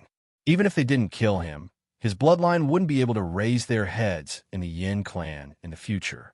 They would gradually be marginalized and eventually disappear. Being born in a big family was not necessarily a good thing. The competition within a big family was fierce. Take the Lu family, for example. In order to gain power, Lu Zhongtan and his family tried to kill Lu Ren Wang and Lu Li. Kill a group of them first. On this thought, Yin Gu's eyes reddened. He made up his mind that he could not wait any longer. In 10 days, he would kill a group of civilians to force Lu Li out. Who knew what would happen next? Lu Li was not an average warrior. He could even kill Wu Guangda and the Li family patriarch. Feng Rue, after some thoughts, Yin Gu shouted, "Put up a notice. Put it up in all the cities we control. Tell Lu Li, if he does not come out in 10 days, I will kill 100 million civilians first. For every day we delay, we'll kill 100 million. He, together with Jun Hongye, Feng Wanhu, and Chen Tianxian, now controlled over 2 billion people. He wanted to kill some to see if Lu Li could sit still. He didn't want Lu Li to set up a plot to kill them all. Yin Gu believed that Lu Li would be informed soon after the notice was put up in most of the cities nearby. They had already noticed the bond beasts. Yin Gu didn't give the order to kill the bond beasts nearby, because he wanted Lu Li to know the situation here and that so many humans were under his control. Soon, many cities put up notices with Yin Gu's words. Yin Gu also sent a message to Chen Tianxian and Jun Hongye to stay alert in case Lu Li would do something desperate 10 days later. If Lu Li dared to make a move, Yin Gu would tell them to kill all the civilians under his control. They would slaughter their way to the heaven reverse universe and turn it into a bloodbath. In the time for 3 incense sticks to burn after Yin Gu posted the notice, Lu Li received the news. He had been monitoring the situation at the Great Land. Naturally, she could see it clearly. 10 days? Enough. Lu Li had returned to the King Kong city and rested for half a day. He stood up in delight and said, "Kamang, time to go." Lu Li did not tell many people about the immortal's body except for Patriarch of Law Enforcement and Lu Jingyang. Jiang Qiling and the others said nothing. Lu Li only told them that he was confident that he could win this battle. "Lu Li, do you want me to go with you?" Patriarch of Law Enforcement stood up and said, "I am the Patriarch of Law Enforcement of the Demon-Slaying Hall. The civilians of the Great Land are suffering. I cannot sit back and do nothing." "Not now, Great-Grandpa." Patriarch of Law Enforcement was no different from an average semi-god realm warrior. It would be pointless for him to go. Instead, Lu Li would be worried. Lu Li smiled and said, "Stay here and wait for my news." With that said, Lu Li nodded to Jiang Qiling and the others. Then, he flew to the entrance of the Inferno with Kamang, Master of Heiqi, and Master of Fairy Fox. They left the Inferno and entered the central plains from the hidden entrance in the deserted world. Lu Li said to Kamang, Master of Heiqi, and Master of Fairy Fox, "Do as I say. You must do it in 10 days." Kamang nodded solemnly and promised, "Don't worry, Saint Lord. I will do my best." Kamang, Master of Fairy Fox, and Master of Heiqi entered the demon-slaying battleground. Lu Li and He Yu hid nearby and did not take any actions. They only monitored the entire Great Land through He Yu's subsidiary bodies. 5 days later, Lu Li flew out in the Wicked Bead. He flew for thousands of miles and found a city. Then, he teleported to the City of Heaven's Roars. Yin Gu had taken control of the Palace of Heaven's Roars, the Palace of Immortals' Inquiries, and the Red Lunar. Many forces had scouts. Therefore, after several teleportations, Yin Gu and the others learned of Lu Li's arrival. Yengu was both excited and nervous to know that Lu Li was teleporting to him. Was Lu Li here to deliver the wicked bead? Or was Lu Li here to kill him? Yengu thought about it for a while. Then, he left the City of Heaven's roars quietly and hid in a nearby valley. In this way, if anything happened, he could run away quietly. Hiding here, Yengu could control the situation in the City of Heaven's roars at any time. If Lu Li were to do anything rash, Yengu would ask those warriors to kill the 500 million civilians at the north of the city. Originally, only 200 to 300 million civilians could be gathered here. Yengu was worried, so he gathered all the civilians in an area with a radius of 3 million miles. To the north of the City of Heaven's roars was a vast plain. At the moment, in an area with a radius of thousands of miles to the north of the city, there were tents and people everywhere. Due to the large number of people, there was a shortage of food. Recently, millions had starved to death. Yengu was a vicious man. He asked a semi-god realm warrior to set up many inhibition formations. If the inhibition formations were not activated, they might be fine. But once they were activated, they would cause an explosion. Also, the explosion of one inhibition formation would trigger other inhibition formations. In the end, it would be up to fate how many of the hundreds of millions of humans could survive. Yengu was trying to prevent Lu Li from launching a surprise attack, to kill him and intimidate the semi-god realm warriors. With the inhibition formations in hand, as long as everyone was not killed in an instant, the hundreds of millions of humans at the north of the city would die with them. Lu Li teleported over openly. When he was close to the City of Heaven's roars, he suddenly flew out of the city and vanished. Yengu and the others were on high alert, especially Yengu. He felt it was not safe for him to hide in the valley. Nobody could tell if Lu Li would suddenly come out from underground and kill Yengu instantly with that horrifying move. After 3 days of fear, Lu Li did not do anything. Instead, he came to the City of Heaven's roars openly in the wicked bead. Whoosh, whoosh, whoosh, there were 6 semi-god realm warriors guarding the City of Heaven's roars. When the 6 learned that Lu Li was here, they did not fly up to welcome him. Instead, they flew to the north of the city and joined the crowd. Moreover, they were surrounded by those kinds of restrictions. As long as any one of them activated one of the restrictions, the hundreds of millions of people would be crushed to death. Why are you so nervous?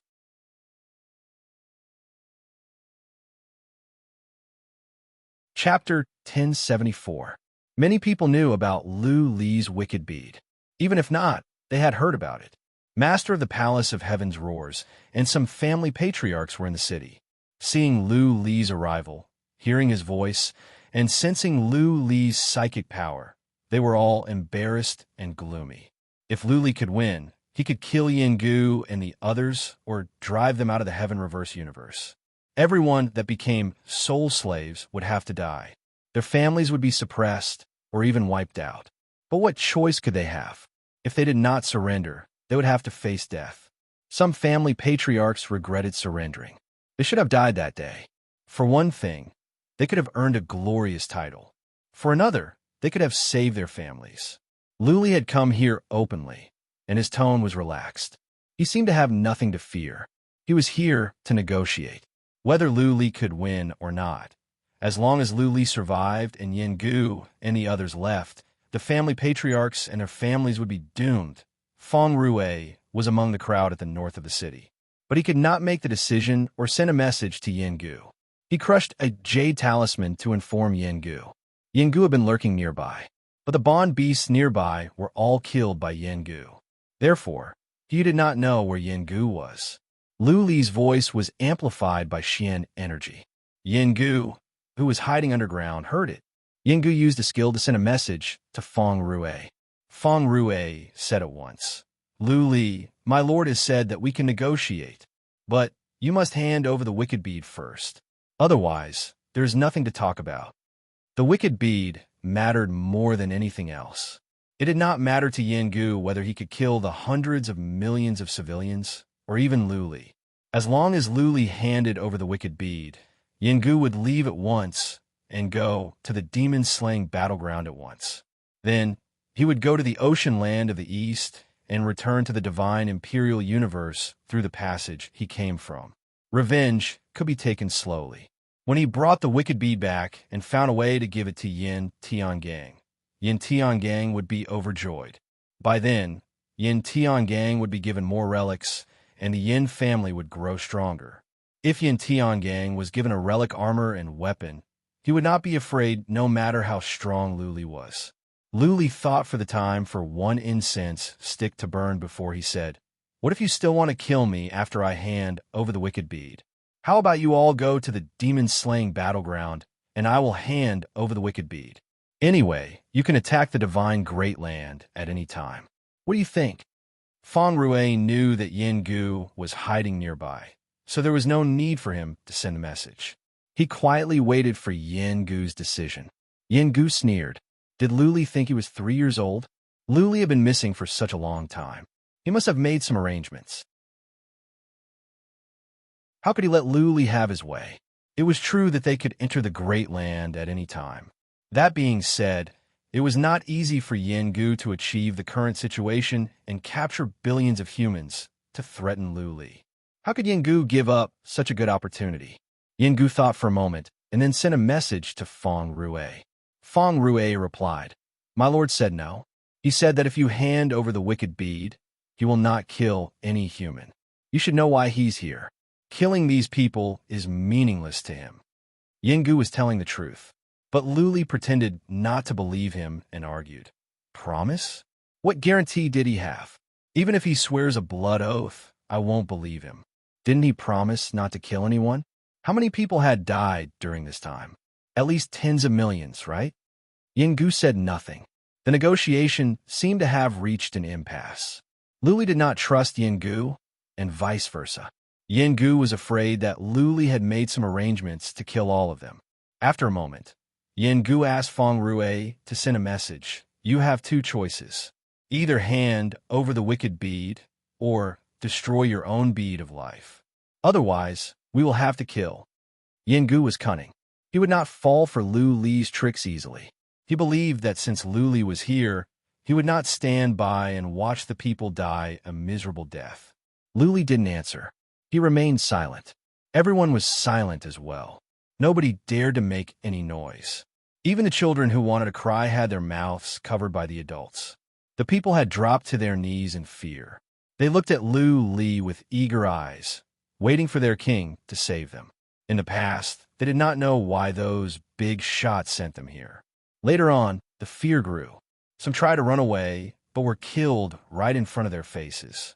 During this time, at least 1 million people had been killed. All the people were scared out of their wits. Many were so frightened that they fell ill. Finally, their guardian was here. Their lives were in Lu Li's hands. If Lu Li could not save them, many people believed they would lose their lives here. Time moved on. Not only the people, but Feng Rue and the others were also unsettled. Even Yin Gu was losing his confidence. If Lu Li left the people to fight to the death for the sake of his own safety, then they might all die a tragic death. Lu Li was told that people valued relationships. However, Yin Gu had been a leader for a long time. He knew that many leaders valued relationships and people. Actually, they were putting on a show for their subordinates. If it were him or the Yin clan's upper echelons, they would not feel much even if billions of their citizens died, much less billions of them. These low-grade citizens would just have to wait for a few decades or a century before they would be able to reproduce again. Which powerful warrior did not kill their way to the top? Which powerful warrior's hands were not stained with blood? If they valued relationships, they would have died many times over. Yin Gu knew that Lu Li had a powerful background. That being said, Lu Li did not rely on the Lu family along the way. He reached where he was today on his own. Yin Gu also heard that Lu Li had killed many people. Would a man like him care about the lives of those puny people? After the time for one incense stick to burn, Lu Li finally said, "Okay, I promise you. I will hand over the wicked bead first." Feng Rue and the others felt like crying at Lu Li's words. If Lu Li were to act recklessly, Yin Gu might die, but they would not survive. The stone in Yin Gu's heart was finally released, but he despised them in his heart. How could a superior compromise for a group of lowly people? Lu Li was a weirdo, but I have one condition. Lu Li's voice came again, leaving no room for negotiation. When I hand over the wicked bead, you must leave, or I will hunt you down. If I cannot, I will kill my way to the 9 universes and wipe out your families. Yin Gu turned a deaf ear to Lu Li's words. If Lu Li dared to go to the divine imperial universe, Yin Gu was sure that Lu Li could meet a tragic end any time. That being said, Yin Gu was worried about leaving at once. After all, Lu Li had the Slayer's blood. What if Lu Li went after them? Though they were fast, it was better to be safe than sorry. Yin Gu put forward a condition. Feng Rue said, "My lord said that we can leave, but at least one person must stay at the city of heaven's roars, the city of immortals inquires, the city of mystic armor, and the red lunar. When they are sure that you are not going after them, they will evacuate when they are safe enough. No one will be harmed."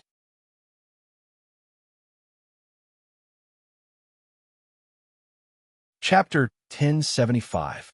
Leave one warrior on each side. Once Lu Li made a move, at least 3 semi-god realm warriors could activate the inhibition formations. The billions of humans would be turned into ashes in an instant. What was the difference between this and the original conditions? Yin Gu had a good plan. Naturally, Lu Li could not accept such terms. He would not only have to give away the wicked bead, but he would also be under the control of others. They could turn against him and kill him at any time. No, Lu Li refused decisively. We cannot leave one on each side. Only 1 or 2 at the city of heaven's roars. They can stay and monitor me. Otherwise, who can guarantee that the semi-god realm cultivators of the other 3 cities won't go on a killing spree after you leave? Leave 1 or 2 behind. Yin Gu rejected the idea. Even if Feng Rue and the others stayed, Lu Li could still kill them in an instant, let alone 1 or 2. What was the difference between staying or not staying? As soon as they left, Lu Li would kill Feng Rue and the others and then go after them. By then, they would have no way to keep Lu Li in check. Once again, the 2 sides were in a stalemate. Nobody was willing to give in. After a while, Lu Li suddenly flew the wicked bead to the distance. He said coldly, "Yin Gu, if you want the wicked bead, you must leave. You must ensure the safety of humans at the Great Land. When you've made up your mind, come to Heaven's Howling Mountain to look for me." Lu Li left with determination. He knew that there were some things that he could not compromise on. Otherwise, the wicked bead would be like throwing a meat bun at a dog, never to be returned. He left resolutely because he wanted to give Yin Gu a false impression. He wanted Yin Gu to think that he didn't care about the people of the divine Great Land. If he didn't take a step back, then they would break up. Yin Gu knew about the mountain of heaven's roars. It was more than 100 miles away from here. Yin Gu asked Feng Rue to send out scouts to follow Lu Li at once. Yin Gu was relieved to make sure that Lu Li had gone to the mountain of heaven's roars. He pondered for an hour and decided to give in. He asked Feng Rue to bring up the conditions. All the semi-god realm warriors in the other 3 cities could leave, but he had to leave 3 in the city of heaven's roars. One of the 3 was monitoring Lu Li at the mountain of heaven's roars, and the other 2 were at the city of heaven's roars. If Lu Li made any move, even if he could kill the semi-god realm warrior of the mountain of heaven's roars, the 2 semi-god realm warriors of the city of heaven's roars could activate the inhibition formations at once and blast the hundreds of millions of humans to death. After some consideration, Lu Li agreed to Yin Gu's terms. He knew this was Yin Gu's bottom line.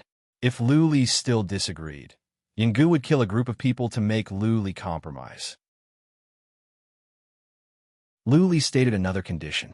He asked the Earth Immortal Realm warriors from the cities of Mystic Armor, Red Lunar, and Immortals Inquires to leave first. After they left, Lu Li would hand over the wicked bead to Yin Gu and the others. Yin Gu was decisive about this. He sent a message to Jun Hongye, Chun Tianxian, and Feng Wanhu to evacuate to the demon-slaying grounds. However, Yin Gu left 1 semi-god realm warrior in each of the 3 cities, and not all of them left. He used subsidiary bodies were all over the Great Land. Luli would know as soon as she did something. He was not worried to learn that there was another semi-god realm warrior in each city. When Shun Tianxian and the others had all retreated to the demon-slaying grounds, Lu Li and He Yu flew out from the wicked bead. They shrank the wicked bead.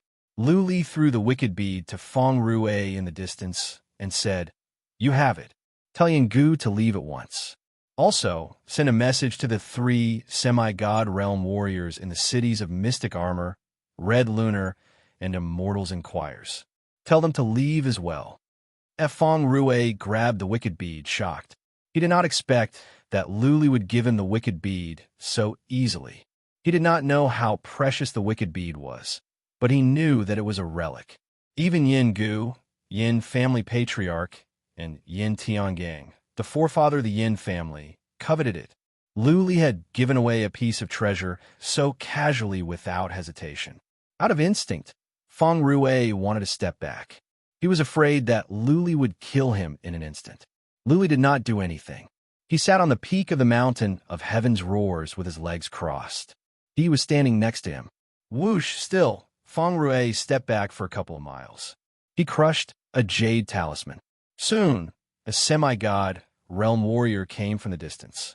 Feng Rue told the semi-god realm warrior to keep an eye on Lu Li while he flew toward the city of Heaven's Roars. Yinggu did not hide underground anymore. He went back to the valley. Feng Rue flew into the valley, handed the wicked bead to Yinggu, and said, "Lord, see if it is authentic." Yinggu looked at the wicked bead with confusion. Then he trembled and grabbed the wicked bead in his hand. He used psychic power to check, and even Xian energy to check. In the end, he nodded with delight and said, "It is authentic. It is a relic. It must be a relic." Yinggu had a relic, and he knew it well. A relic like the wicked bead could not be faked. Yinggu did not expect that he could get his hands on the wicked bead so easily. Okay, as long as he could find a way to give the wicked bead to Yin Tiangang, Yinggu would be credited. Later, Yin Tiangang would reward Yinggu handsomely. Yinggu's status in the family would be second only to the family patriarch. Where is Lu Li? A moment later, Yinggu came back to his senses from joy. He put the wicked bead into his interspatial ring and asked at once, alarmed. "He is still at the Mountain of Roars." Feng Rue said, "Brother 3, if he is still there." He did not send any warning. His jade talisman of life is not broken, either. It means that Lu Li is still there. Well, he said to evacuate at once. The other 3 cities should evacuate as well. Or else.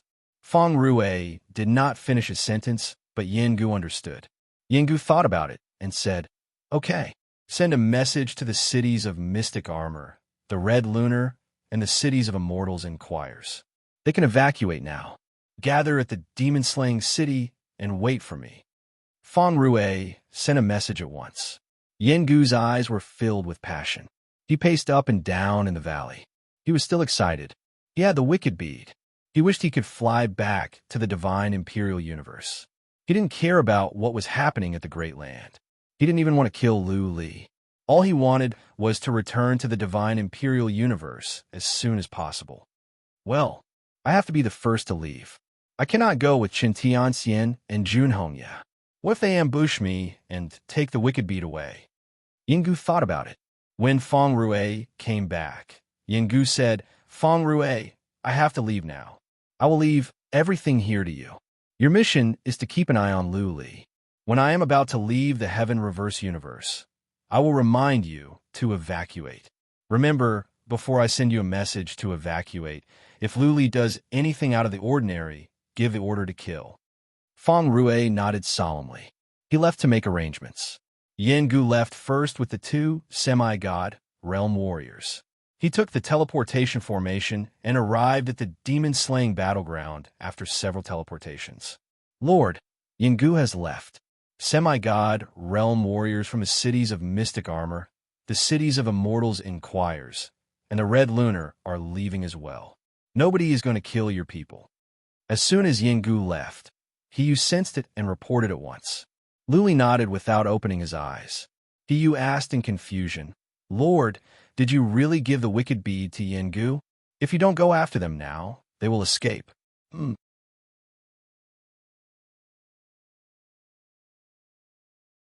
Chapter 1076. When Yengu entered the demon-slaying battleground, he did not go to the demon-slaying city as promised. Instead, he took a detour and flew away. When he was hundreds of thousands of miles away from the demon-slaying city, he asked a semi-god realm warrior to send a message to the demon-slaying city, asking Jun Hongye and Chun Tianxian to go to the ocean land of the east and return to the 9 universes from there. Yengu was careful, fearing that Jun Hongye, Chun Tianxian, and Feng Wanhu would work together to kill him. The wicked bead was powerful. Any one of Jun Hongye and the others could conquer the 9 universes after they took control of the wicked bead. Not even Yin Tiangong's avatar could stop them. Anyone with the wicked bead could unify the 9 universes. How could Chun Tianxian, Jun Hongye, and Feng Wanhu resist such a temptation? Whoosh, Yengu flew away with a semi-god realm warrior from the divine imperial universe. He would check the jade talismans of warning and life from time to time. The 2 types of jade talismans were not broken, which meant that Luli did not do anything. As time moved on, Yengu was relieved. After Luli consumed the Slayer's blood, his speed was similar to Yengu's. It would be hard for Yengu to catch up with Luli at such a distance. Another 6 hours passed, and Yengu had traveled tens of millions of miles. He was completely relieved. Luli hadn't made any moves yet, so there shouldn't be any problems. I think everything is fine now. We can leave in a day and a half. Yengu was not the only one who was relieved. Even Feng Rue and the others in the City of Heaven's Roars were relieved. Yengu and the others had left. Feng Rue stayed with 3 warriors. One of them was to keep an eye on Luli at the Mountain of Heaven's Roars. The other one lurked in the dark, and Feng Rue and the other one stayed in the City of Heaven's Roars, ready to kill at any time. After Yengu and the others left, the 4 of them were nervous, fearing that Luli would take action. If Luli were to take action, no matter how many they killed, they would not survive. Yengu said that the 4 of them must stay here for 2 days. In 2 days, Yengu and the others should have entered the ocean land of the east. Luli could not catch up even if he wanted to. Half a day had passed, and Luli had not done anything. It was proof that Luli really valued the hundreds of millions of civilians. He truly wanted to trade the wicked bead for their survival. Compared to Feng Rue, the 2 semi-god realm warriors at the Mountain of Roars were more nervous. One of them was on the Mountain of Roars, only a couple of miles away from Luli. He could see Luli sitting there with his legs crossed. There was another person at the bottom of the mountain. He did not dare to use his spiritual will to check and could only vaguely see from afar. For the past few hours, the 2 of them didn't even dare to blink. Because they were too nervous, their bodies were a little numb and their eyes were sore. Once Luli lost his temper, the 2 would be the first to die. That semi-god realm warrior, hiding in the dark, also knew that Yu had subsidiary bodies everywhere. Luli must know about him. Time moved on. It was getting dark, and the light was dimming. The one up above could use psychic power to locate Luli, but the one down below could not. He could only sense Luli in a blur. After such a long time, Luli still hadn't moved. However, the 2 of them couldn't let their guard down. Night was the best time for a sneak attack. Luli had been sitting on the peak with his legs crossed. He seemed to be in a trance. Since he didn't move either. She sat next to him and tried to sense the situation of all the enemies. Yengu was the first to flee. He had crossed half of the demon-slaying battleground. Jun Hongye and Chun Tianxian were millions of miles behind him. Apart from the 4 soul formation cultivators in the sky roaring mountain and the City of Heaven's roaring mountain, there were no other soul formation cultivators in the divine land. Dark clouds covered the moonlight tonight, and the surroundings were pitch black. The 2 semi-god realm warriors stared at Luli nervously. The semi-god realm warrior's eyes were bloodshot. It was dark around him. He could not see Luli. He had to rely on his senses and the wind to tell where Luli was. Time moved on bit by bit. The 2 of them relaxed a bit. Since Luli didn't do anything before, there was no reason for him to do so now. It had been a long time. Yengu and the others were too far away for Luli to catch up with them. Of course, the two of them did not dare to relax completely and continued to monitor the situation. When the first ray of light came from the east, the two of them turned to that direction out of instinct. They had been waiting in the darkness for a night. Naturally, they were eager for dawn. The night had passed, and the day had come. At this moment, the two of them could not help but relax. Swish! However, right at that moment, they heard a shrill noise. The semi-god realm warrior who was monitoring Luli looked over out of instinct, only to see a golden fist growing larger in his eyes.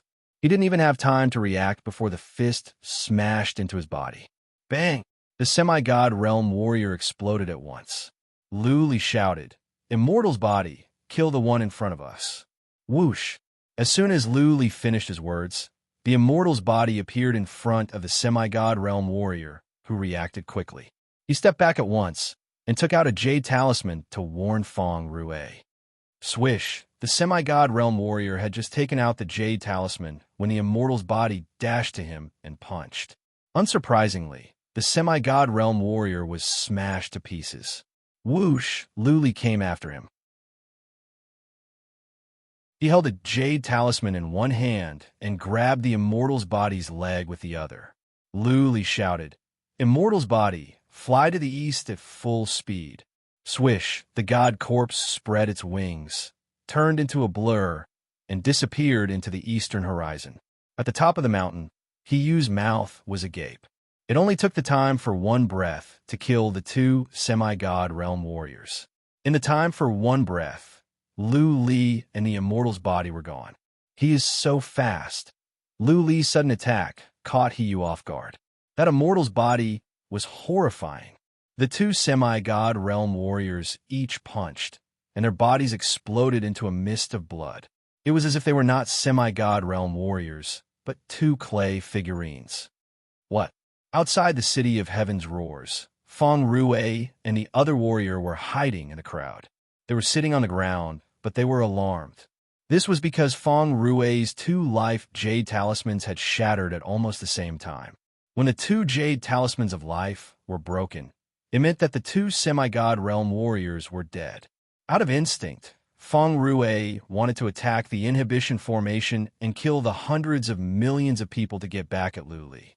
However, at that moment, a jade talisman of warning in his hand cracked, which surprised him.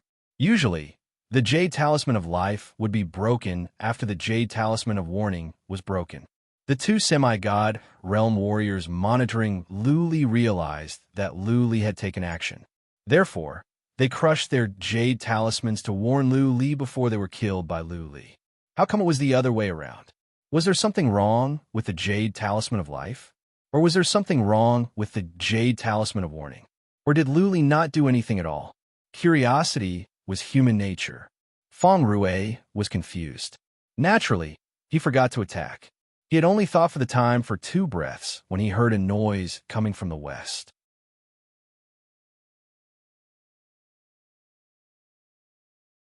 Chapter 1077.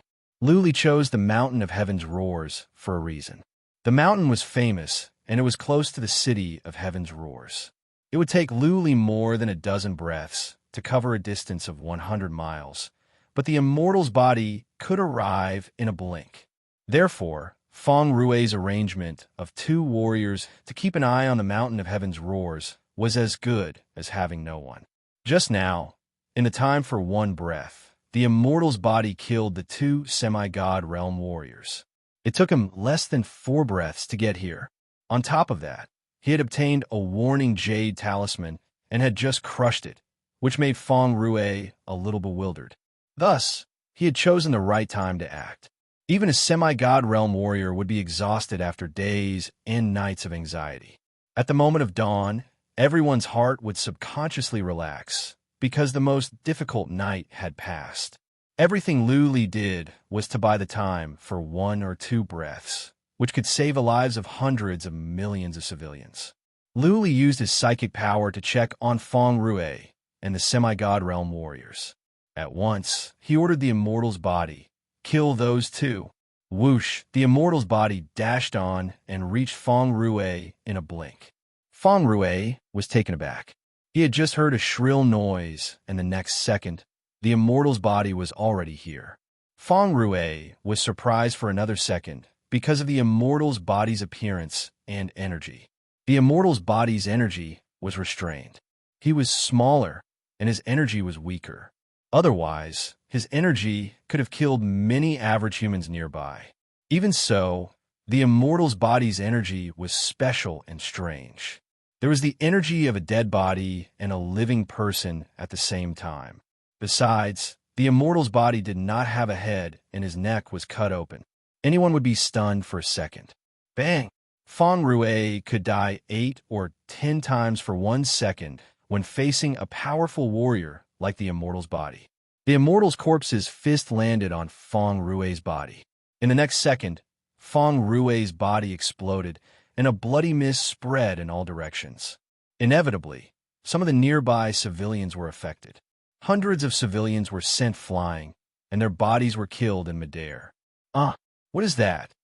The other semi-god realm warrior was not far away from Feng Rue. According to the original plan, the two should separate. However, Luli didn't do anything for a day and a night. The two thought they were safe, so they gathered together. After all, when they were nervous, they wanted to communicate with others. Seeing that Feng Rue was punched to death by a headless monster, the other semi-god realm warrior was frightened. The next second, the immortal's body flashed and appeared next to him. His fate was sealed. Whoosh! On the other side, Luli had flown over. He targeted the master of the Palace of Heaven's roars and the others. He released feather wind to envelop them. Without saying a word, he released the feather wind weapons and killed the 2 Earth Immortal Realm warriors and a group of human Sovereign Realm warriors. Regardless of whether this group of people surrendered sincerely or were forced, it was unforgivable. It was okay to surrender to the enemy, but to help the enemy fight against the civilians of the Heaven Reverse universe was an unforgivable sin. There were many soldiers in the north of the city of Heaven's Roars. In fact, they didn't know what exactly happened. They were just following orders. Before he could see clearly, he felt 2 figures flying toward him. Then, Feng Rue and the master of the Palace of Heaven's Roars were killed. When they saw Lu Li, who was filled with killing intent, many dropped to their knees in extreme fear. They didn't know how wrong they were, but at the very least, they knew that they were wrong. Lu Li was furious. Bang! Lu Li said nothing. He took out a jade talisman and crushed it. Then, he walked over and put the immortal's body into his interspatial ring. He waited in the air in silence. After the time for 3 incense sticks to burn, the teleportation formation in the City of Heaven's Roars glowed. Patriarch of Law Enforcement had arrived with a group of patriarchs of the demon-slaying hall. Great-grandpa, I'm counting on you. Luli didn't say much. He only said one thing. He could kill the enemies, but he didn't have time to deal with the aftermath. Therefore, after he talked to Yen Gu, he asked you to inform Patriarch of Law Enforcement to hide nearby and take over the aftermath. Well, Luli, be careful. Patriarch of Law Enforcement nodded. Luli waved to the distance, and Yu flew over. He took her into the teleportation formation and vanished. I am Patriarch of Law Enforcement of the Demon-Slaying Hall. Patriarch of Law Enforcement flew up to the sky and used Xian energy to amplify his voice. Just now, Grandmaster Lu Li has killed the enemies that held you hostage. You're all saved and safe now. Do not panic. I will arrange for someone to send you back one by one. The civilians have been in a state of panic these days. Many had died. They were on the verge of a mental breakdown. Hearing the words of Patriarch of the Demon-Slaying Hall, many people shed tears of joy. More dropped to their knees and kowtowed to where Lu Li went. They didn't know how to express their gratitude. They had to resort to the simplest way, which was to kowtow. Lu Li had always enjoyed high prestige at the Great Land. Last time, when he defeated the Asmodean Lord, the civilians had begun to regard him as a god. Once again, their god had defeated their enemies and saved them. To them, Luli was no different from the Emperor of Heaven Reverse. Luli teleported away. When he was about to enter the demon-slaying battleground, he stopped and asked, "Are you sure that there are no semi-god realm warriors hiding at the Great Land?" "I'm sure." He nodded. On second thought, she could not help but ask, "Lord, are you going to go after them now? Can you catch up with them?" "I cannot catch up with them by flying." Luli smiled and explained, "But you seem to have forgotten about Kumang and Master of Fairy Fox. What have they been doing for the past few days?" He came to her senses. Teleportation formations. They are building teleportation formations. Ha ha, Luli sneered.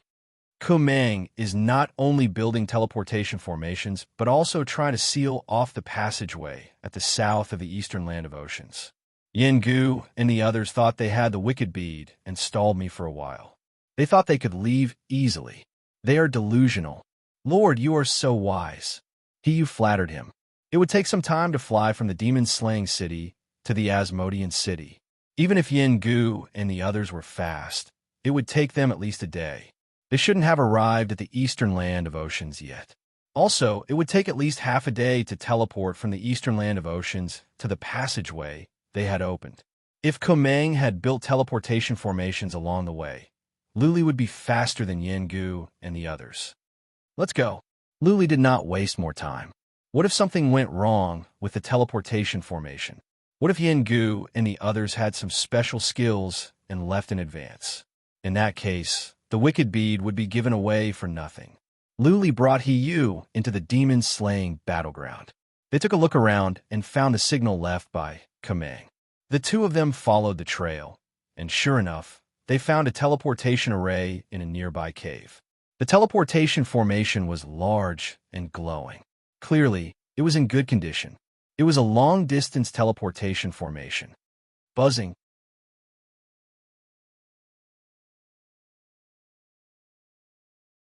Chapter 1078.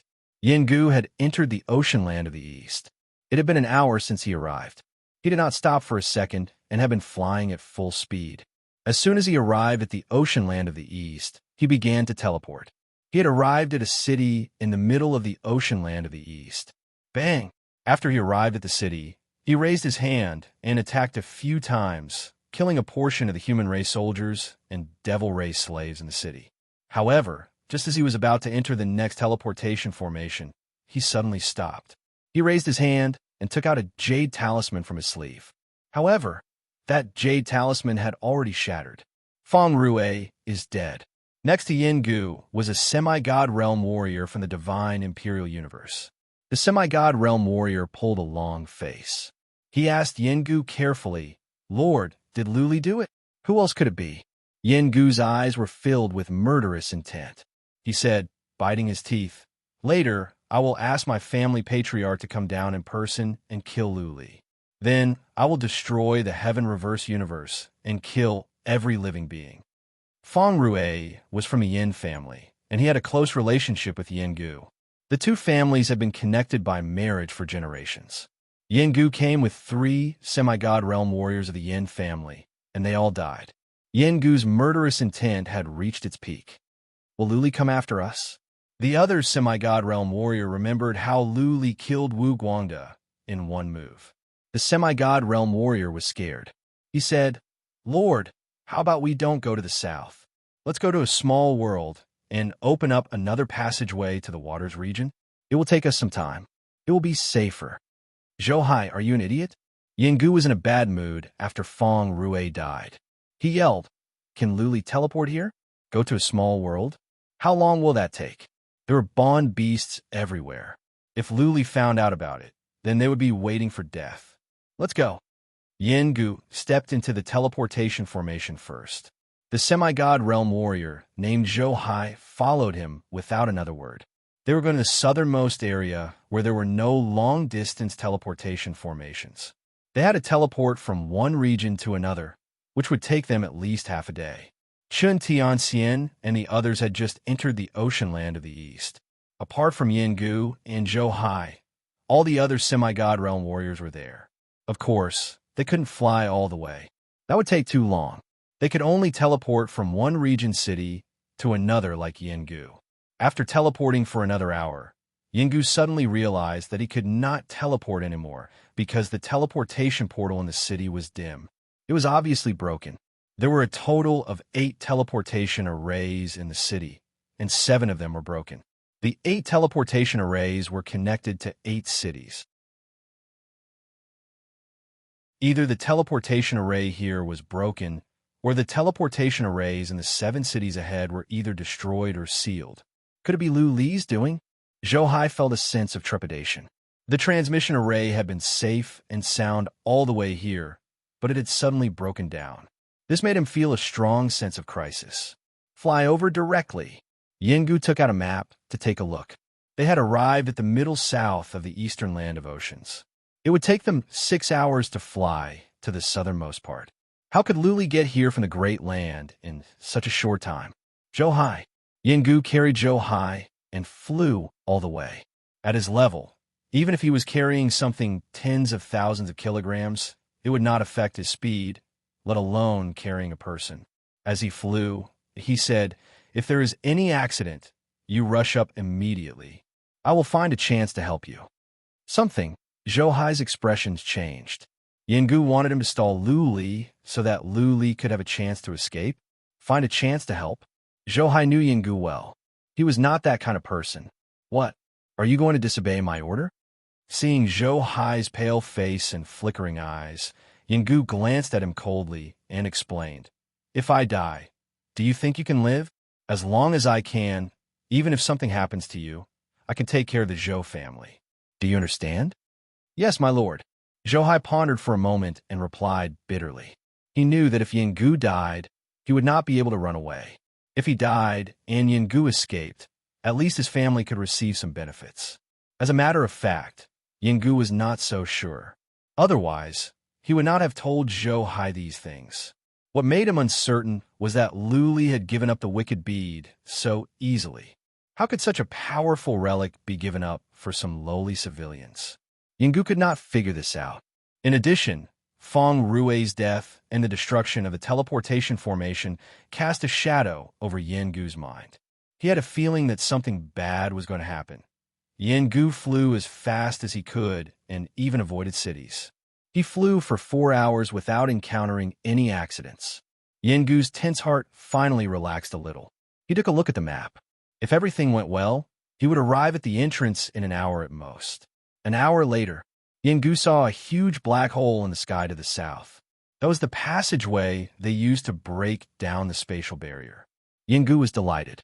Finally, he was here. He must have overthought. As long as he could get in, he could reach the waters region and return to the divine imperial universe. What? Wait. Yengu flew forward for a bit. Suddenly, he was taken aback. He noticed something. Outside that huge black hole, there seemed to be a thin layer of shield. Previously, he was too far away to see clearly. But now he could see it clearly. Someone has sealed off the passageway. Yengu yelled in surprise. He used psychic power to check the distance. Soon, he shouted again, "Lu Li, how is that possible?" Under the passageway, Lu Li stood by himself leisurely. He put his hands behind his back, calmly and calmly. His white hair danced in the wind as if he was in his backyard. Hearing Yengu's words, Lu Li looked up at him and said with a smile, "Why not?" "Yengu, I have been waiting for you for a long time. You are too slow." Teleportation formation. Lu Li has someone to build a teleportation formation. Yengu finally understood. He did not think about this at first. He only came to his senses when the black hole was sealed. There were masters of inhibition formations in the Heaven Reverse universe. Usually, it would take a long time to build a long-distance teleportation formation. However, if there were masters of inhibition formations, the time could be shortened by several times. Previously, Yengu had been thinking about the wicked bead, wondering if Lu Li would come after him. Little did he know that Lu Li had already made plans. No wonder Lu Li gave him the wicked bead so easily. It seemed that Lu Li was not afraid that Yengu would run away from the Heaven Reverse universe with the wicked bead. "Zhou Hai," Yengu shouted. He released a ray of Xian energy toward Lu Li, while he himself stepped back. He threw Zhou Hai to Lu Li with one hand. Lu Li, go to hell. Zhou Hai knew that he was doomed. He shouted desperately, trying to buy Yin Gu more time so that Yin Gu could run away. You? Not enough. Between Lu Li's eyebrows glowed. The dragon demon came out and dashed toward Zhou Hai, roaring. Lu Li had no intention of taking action. The interspatial ring on his hand glowed as the immortal's body came out. Pointing at Yin Gu, Lu Li said, "Go and rip his head off." Swish!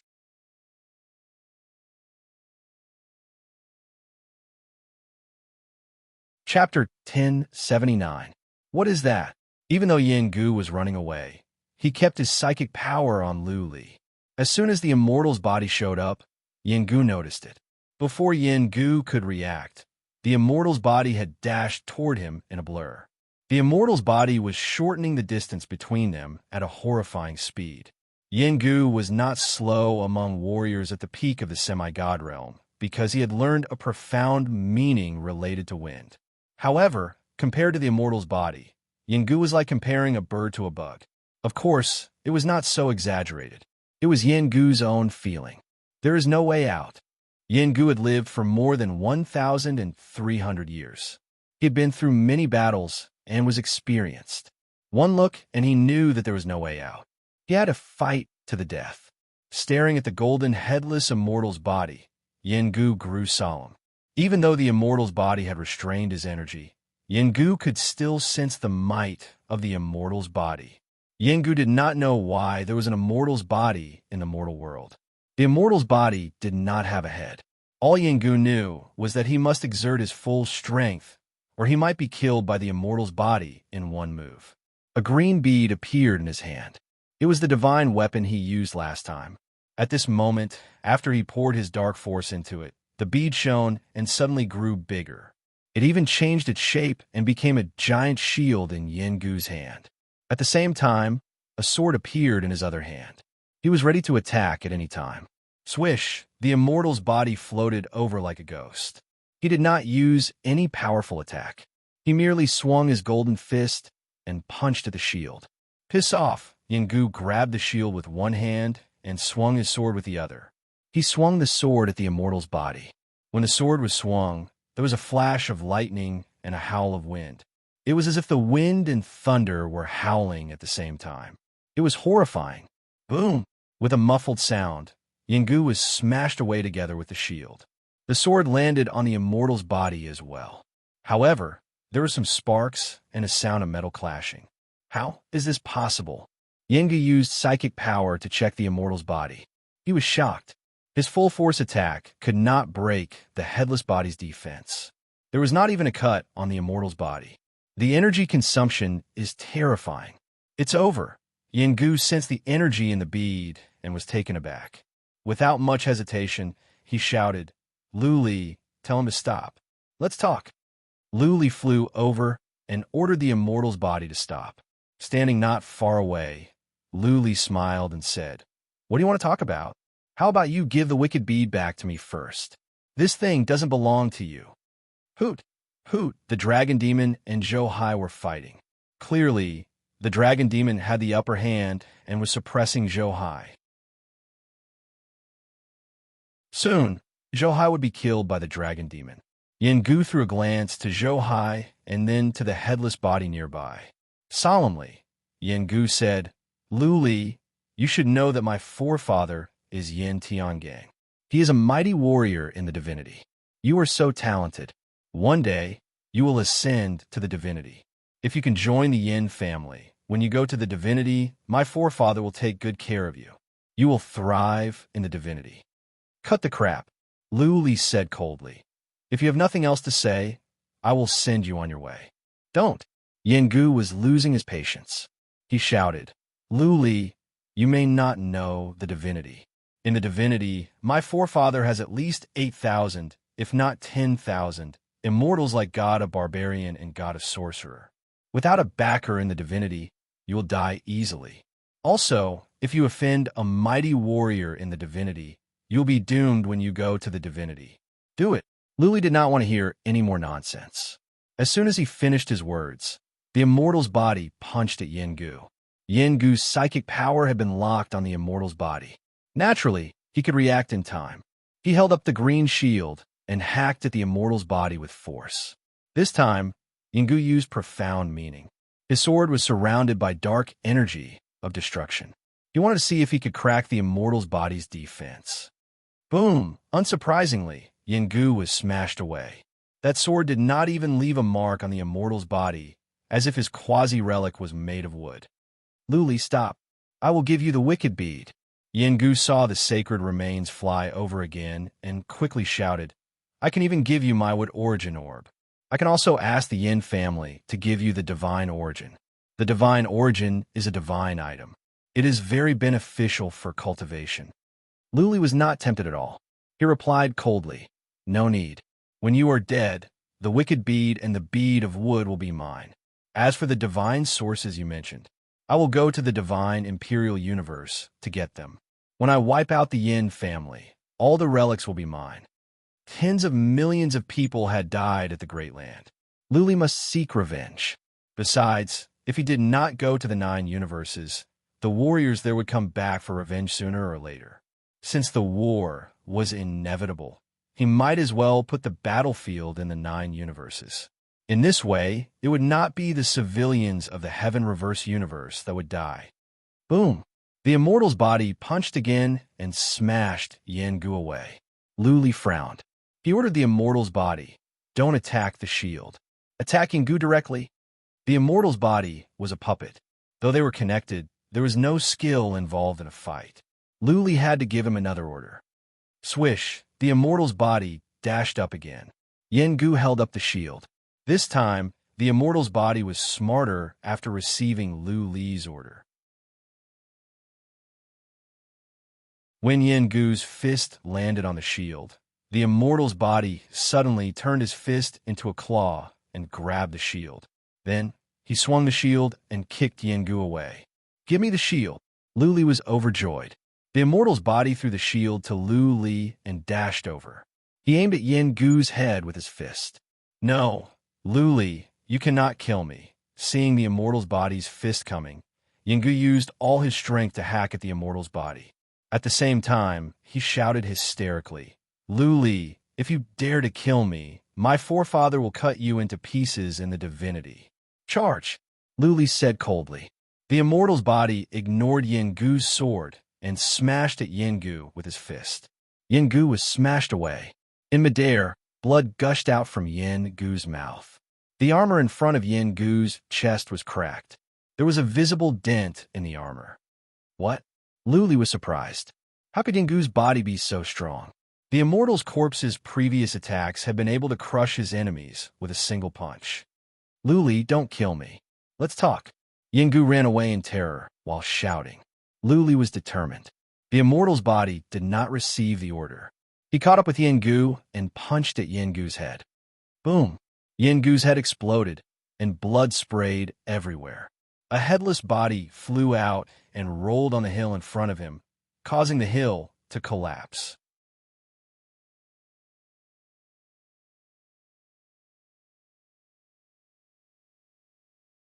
Chapter 1080. Hoot! Hoot! Lu Li took back the wicked bead. He did not check Yin Gu's interspatial ring because he was attracted by the dragon demon's roar. He took a look and happened to see Zhou Hai being smashed away by the dragon demon. Blood was still gushing out from his mouth. The dragon demon had consumed the bodies of Master of Silver Dragon and Three-Legged Golden Toad. The dragon demon had surpassed the middle stage of the semi-god realm. It was not as powerful as warriors at the peak of the latter stage, but it could deal with warriors at the initial stage of the semi-god realm. Lu Li looked at Zhou Hai with a frown and flew over with the immortal's body. When they were close, Lu Li saw that Zhou Hai was smashed into the ground by the dragon demon. Zhou Hai was clearly injured. Lu Li said, I will give you a chance. Serve me for 10 years, and I will spare your life. Bang! The ground cracked. Zhou Hai flew out. While fighting against the dragon demon, he glared at Lu Li and said, Bastard, how old are you? I, your ancestor, am already more than 800 years old this year. You want me to be your servant? Dream on. You have guts. Then go to hell. Luli did not try to persuade Zhou Hai anymore. It was good to have another semi-god realm soul slave. But he did not mind if he did not have one. He had the method of stone golems. He could make 100 stone golems, which meant 100 semi-god realm warriors. Bang, bang, bang. The dragon demon kept attacking. It had not used its special skills yet. It was like a cat playing with a mouse. Every time Zhou Hai dashed over, the dragon demon would smack him away. If Zhou Hai wanted to run away, the dragon demon could catch up with him by spreading its wings and smack him again. After a while, Luli ordered the dragon demon, kill him. Stop playing around. Hoot!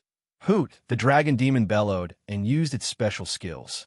The dragon demon smashed at Zhou Hai's head 3 times in a row. Zhou Hai's head was cracked, and he died. Luli went over to pick up the quasi-relic armor and interspatial ring, the dragon demon and the immortal's body. Then, he flew toward a mountain in the distance. Saint Lord, Lord! In the mountains, Kumang, Hiyu, and Master Fairy Fox bowed to Luli as soon as they saw him. They all witnessed the fight. Hiyu was fine, but Master of Fairy Fox was frightened. How could Yingu be killed so easily? The more she looked at Luli, the more mysterious he seemed. Luli nodded and asked Hiyu, "Where are Chen Tianxian and Junhongya?" Chen Tianxian and the others followed behind Yingu for an hour. When Hiyu arrived, she released many subsidiary bodies to monitor the entire ocean land of the east. Hiyu knew the whereabouts of those people like the back of her hand. They have arrived at the Demon Baron City. They won't be able to teleport soon, so they will have to fly here. All right, Luli planned to wait here. If they wanted to go back, this was a ready-made passageway. Otherwise, they would have to open up a new passage, which would take even longer. Besides, not everyone could break through the spatial barrier, right? While there was still time, Luli took out the bead of wood. This was a relic, and he had no idea how to use it. However, he had seen Yingu use it before. It seemed that it could detoxify and heal wounds, and it could also be turned into a shield for defense. Divine artifacts were indeed extraordinary. The bead of wood turned into a bead after Yingu passed away. It was a small bead, the size of an egg, glowing in a green light. It was comfortable to hold in his hand. Theoretically speaking, after Yingu's death, the bead became ownerless. Yingu's spiritual imprint was gone, which made it easy to consume. Luli tried to consume it with Xian energy. Gradually, the bead began to glow. Luli sensed for a while and felt he was relieved. The process of consuming the bead was slow. That being said, it was only a matter of time before the bead was consumed. Luli estimated that it would take him a month at most. What? Luli was still thinking about the bead of wood when Hiyu's voice startled him. Luli turned to her and explained, "They have split up. Junhongya and Feng Wanhu are not coming this way. Chen Tianxian is coming this way with a group of warriors." Luli raised his eyebrows and asked, "Where did Junhongya and Feng Wanhu go? Where are they going?" Hiyu checked and said, "They are flying to the west. I don't know where they are going. They are leading 5 semi-god realm warriors, and Chen Tianxian is coming this way with more than a dozen. I think they will arrive in a couple of hours." "Do they have Yingu's Jade Talisman of Life?" Luli thought about it with a frown. He waved his hand and said, "Get more subsidiary bodies to hide along the way and keep an eye on them." He nodded. She closed her eyes and began to make arrangements. Luli did not think it was safe. He paced around in the valley and said, "Let's not wait here. We will go and find Chen Tianxian. After we kill them, we will go after Junhongya and Feng Wanhu." Nobody dared to question Luli's order. Luli took out the wicked bead and put Kumang and Hiyu in. He asked Master of Fairy Fox and Master of Heichi to keep an eye on them in case something happened. The wicked bead flew over.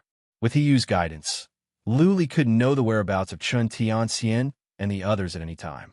The wicked bead was fast. Chen Tianxian and the others were on their way as well. In just over 2 hours, Hiyu said, "They are right ahead of us, hundreds of thousands of miles away.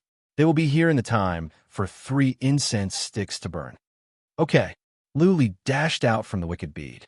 He stood on the peak of a mountain, waiting for Chun Tianxian and the others.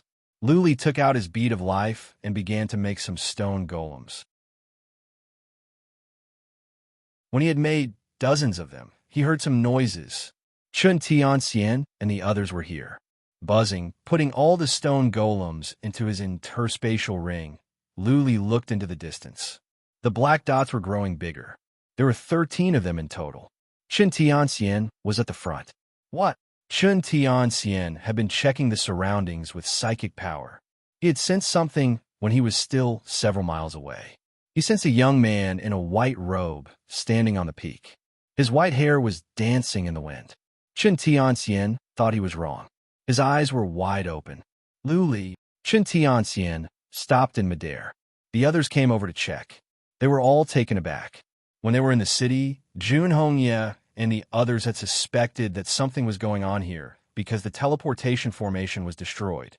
But it was true. Theoretically speaking, Lu Li should be at the Great Land. Even if he was not, he should be at the demon-slaying battleground. However, he was here, and he seemed to be waiting for them for a long time. Is Yengu dead? Chun Tianxian's eyes flickered. The first one Lu Li went after should be Yengu. The wicked bead was in Yengu's hands. If even Yengu was killed, then they would be doomed as well. Several thoughts crossed Chun Tianxian's mind. A moment later, he said something to the warriors behind him and flew over slowly. When they were 3 miles away from Lu Li, Chun Tianxian stopped and said, Lu Li, you are one of the most talented young men I have ever seen in the 9 universes, including the dozens of nearby universes.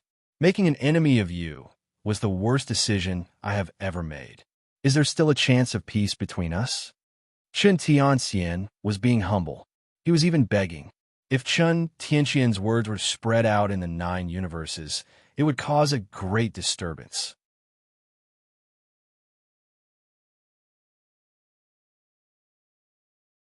Chapter 1081. Chun Tianxian wanted to negotiate? Chun Tianxian hoped that Lu Li would spare his life. Lu Li did not see this coming. Wasn't everyone in the Mage Imperial Universe a lunatic? Why was this Chun Tianxian so cowardly? What Lu Li did not know was that Chun Tianxian was not afraid of death. It was just that the Chun family would be in big trouble if he died. If Chun Tianxian survived, the Chun family would benefit greatly. In comparison, Chun Tianxian had to lower his head. Many semi-god realm warriors from the Mage Imperial Universe came. Wu Guangda and another family patriarch of the He family died. There were 4 major families in the Mage Imperial Universe. If Chun Tianxian could come back alive, he could work with another family to suppress the Wu family and the He family, or even swallow them up. If Chun Tianxian died, then the 3 families might be swallowed up by another family. That was why Chun Tianxian was humbling himself to negotiate. Of course, if Lu Li refused, Chun Tianxian would have to fight to the death. Killing Chun Tianxian or not was not important. What was important was what he could gain. Lu Li thought about it and said, It is possible, but it all depends on whether family patriarch Chun knows how to behave. Chun Tianxian's eyes glowed. He waved his hand and said, All of you, step back for 6 miles. The semi-god realm warriors around him were not Chun Tianxian's subordinates, but who dared to question his words. They stepped back for 6 miles at once. They did not dare to use psychic power to check. Chun Tianxian did not seem to be old. His hair was still gray. He had been maintaining a dignified look for many years, which gave him a cold look. Chun Tianxian moved his lips to make himself look less stiff. He said, Lu, what do you want? As long as I, Chun Tianxian, can do it, I will not say no. I don't want to go into too much detail about the feud between us. We are driven by interests. I hope you can understand. Chun Tianxian was sincere. He did not quibble, which would displease Lu Li. He even told Lu Li what he wanted. Chun Tianxian was very sincere. Lu Li did not know what he wanted. If Chun Tianxian could offer a relic in exchange for his life, Lu Li would be satisfied. Unfortunately, Chun Tianxian did not. As for quasi-relics and mystical materials, Lu Li was not in need of them, not to mention advanced skills because he had divine skills. Therefore, he didn't know what to ask Chun Tianxian for. He shrugged and said, Chun Tianxian, You should know that I don't lack anything. The key now is what you can give me. What good things or benefits can you use to redeem your life? Lu Li's tone was calm, as if he could crush Chen Tianxian easily. Chen Tianxian did not feel humiliated. Instead, he believed that Lu Li did have the ability. He thought about it and asked, "Is Yinggu dead?" Lu Li did not answer him. Instead, he took out the bead of wood and played with it. Chen Tianxian felt bitter when he saw the bead.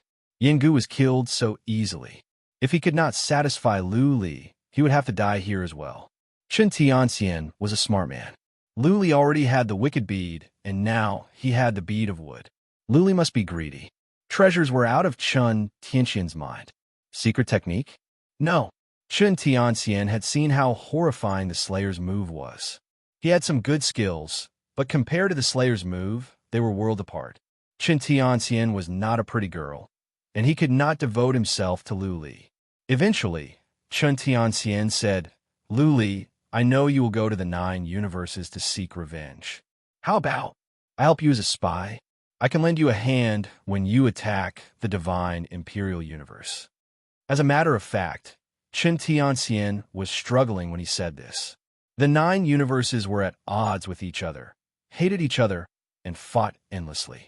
However, when someone challenged the authority of the 9 universes, the 9 universes would work together. Tens of thousands of years ago, there was a universe that was powerful. After it entered the purgatory of primordial chaos, it claimed that it would take over the prison of gold. That universe had some powerful warriors who killed many warriors of the 9 universes in the prison of gold. As a result, the universe was attacked by the 9 universes. All the powerful warriors were slaughtered. Now, the universe had become an affiliated universe of the divine imperial universe. The Heaven Reverse universe was a small universe. It was related to Emperor of Heaven Reverse, and Emperor of Heaven Reverse was related to the Central Imperial Universe. However, in the eyes of the 9 universes, the Heaven Reverse universe was a barren land, an insignificant small world. Was Chen Tianxian colluding with Lu Li of the Heaven Reverse universe to fight against the families of the 9 universes? If the information was made public, the Chen family would be attacked and the family would be wiped out. There was nothing Chen Tianxian could do. If he died, the Chen clan would probably be wiped out. What was more, Lu Li would go to the 9 universes sooner or later. By then, the Chen family would be attacked as well. A spy? Lu Li was interested. With a spy, he would know the situation of the 9 universes like the back of his hand. When he went to the 9 universes, he would have the initiative. After some thoughts, Lu Li said, "This is interesting. But how can I trust you? Don't think I am an idiot. You can fool me with just a few words." Lu Li's words were clear and contained a hint. Clearly, Lu Li wanted Chen Tianxian to become his sole slave, or else he would not trust Chen Tianxian. Chen Tianxian was in a dilemma. A moment later, he made up his mind and said, "No, you cannot trust me, and I cannot trust you. After all, if I become your sole slave, my life and death and that of my family will be in your hands." Lu Li smiled. "I once had many soul slaves. Later on, I gave them back their freedom, and they became my most loyal subordinates. I gave them glory and wealth. I am different from you. You have lived for such a long time that you have become cold-blooded and numb. I, on the other hand, value relationships. Otherwise, why would I give up the wicked bead and put myself in danger for the sake of billions of civilians?" Chen Tianxian forced a smile. "You are absolutely confident that you can kill Yinggu. That is why you gave up the wicked bead." Lu Li clasped his fists. "If that is the case, then there is nothing I can do. I can only promise you one thing. As long as you help me wipe out the Yin family, I will give you back your freedom. Well, I can take an almighty oath or something. It is said that this is the most serious oath in the divinity." Almighty oath. Chen Tianxian raised his eyebrows. He had heard of this. The Chen family had an immortal ancestor in the divinity as well. But the ancestor was not doing well. That being said, Chen Tianxian had learned a lot about the divinity. So, Lu Li was sincere. Chen Tianxian made up his mind. Apart from wiping out the Yin family, You will not ask me to do anything else, will you? You will not do anything to the Chun family, will you? Ha ha ha. Lu Li laughed out loud and said in a mocking tone, do you think I will be interested in the Chun family when I have destroyed the Yin family? Also, apart from being a mole, what else can you do for me? As far as I can see, you're not of much use. You're just a slightly more advanced fighter. Chen Tianxian was humiliated by Lu Li, but he dared not to lose his temper. After a while, Chen Tianxian made up his mind and said, fine, take an almighty oath, and I will work for you for a while. Deal.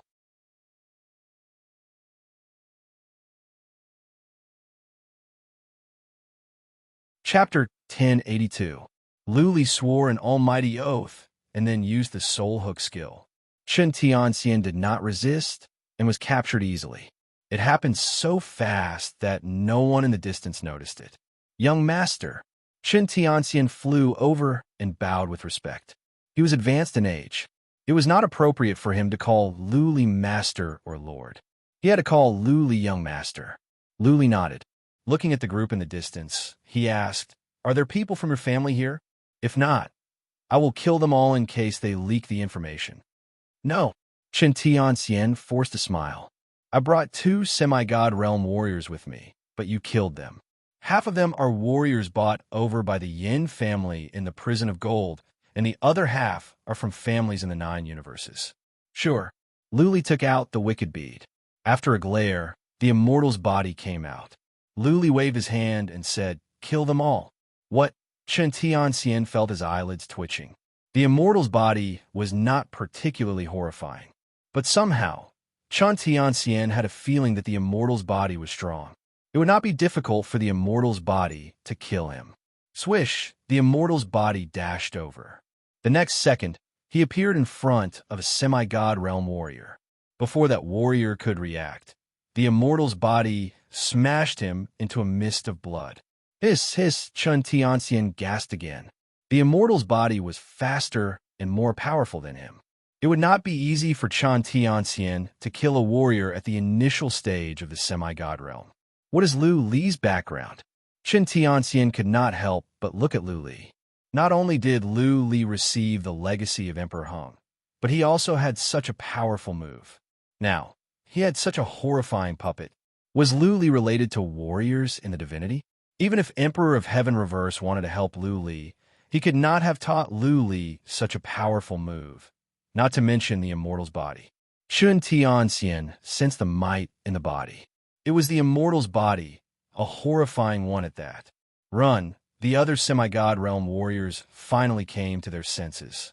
Someone glared at Chen Tianxian. One of them shouted, let's split up. Chen Tianxian, you bastard, is in cahoots with Lu Li. They're trying to kill us. Bang. Before the man could finish his sentence, the immortal corpse flashed and punched him to death. The others scattered in 3 directions. One of them was scared out of his wits. He knelt on the ground and shouted, I surrender. Lord Lu Li, I surrender. No need, Lu Li said coldly. He didn't want any average semi-god realm soul slaves. Apart from Lord of Fairy Fox and Lord of Tao Wu, he had transferred all his soul slaves to Patriarch of Law Enforcement, including Lung Wuxin. If a martial artist had too many soul slaves, it would affect the purity of their soul, which would affect their cultivation. Lu Li didn't take in many soul slaves anymore. Chen Tianxian's soul slaves were of great use. Naturally, Lu Li would take him first. Bang! That kneeling semi-god realm cultivator was kicked away by the immortal's body. Then, the immortal's body flashed and punched the man to death. Looks like the immortal corpse's attack power is all in its fists.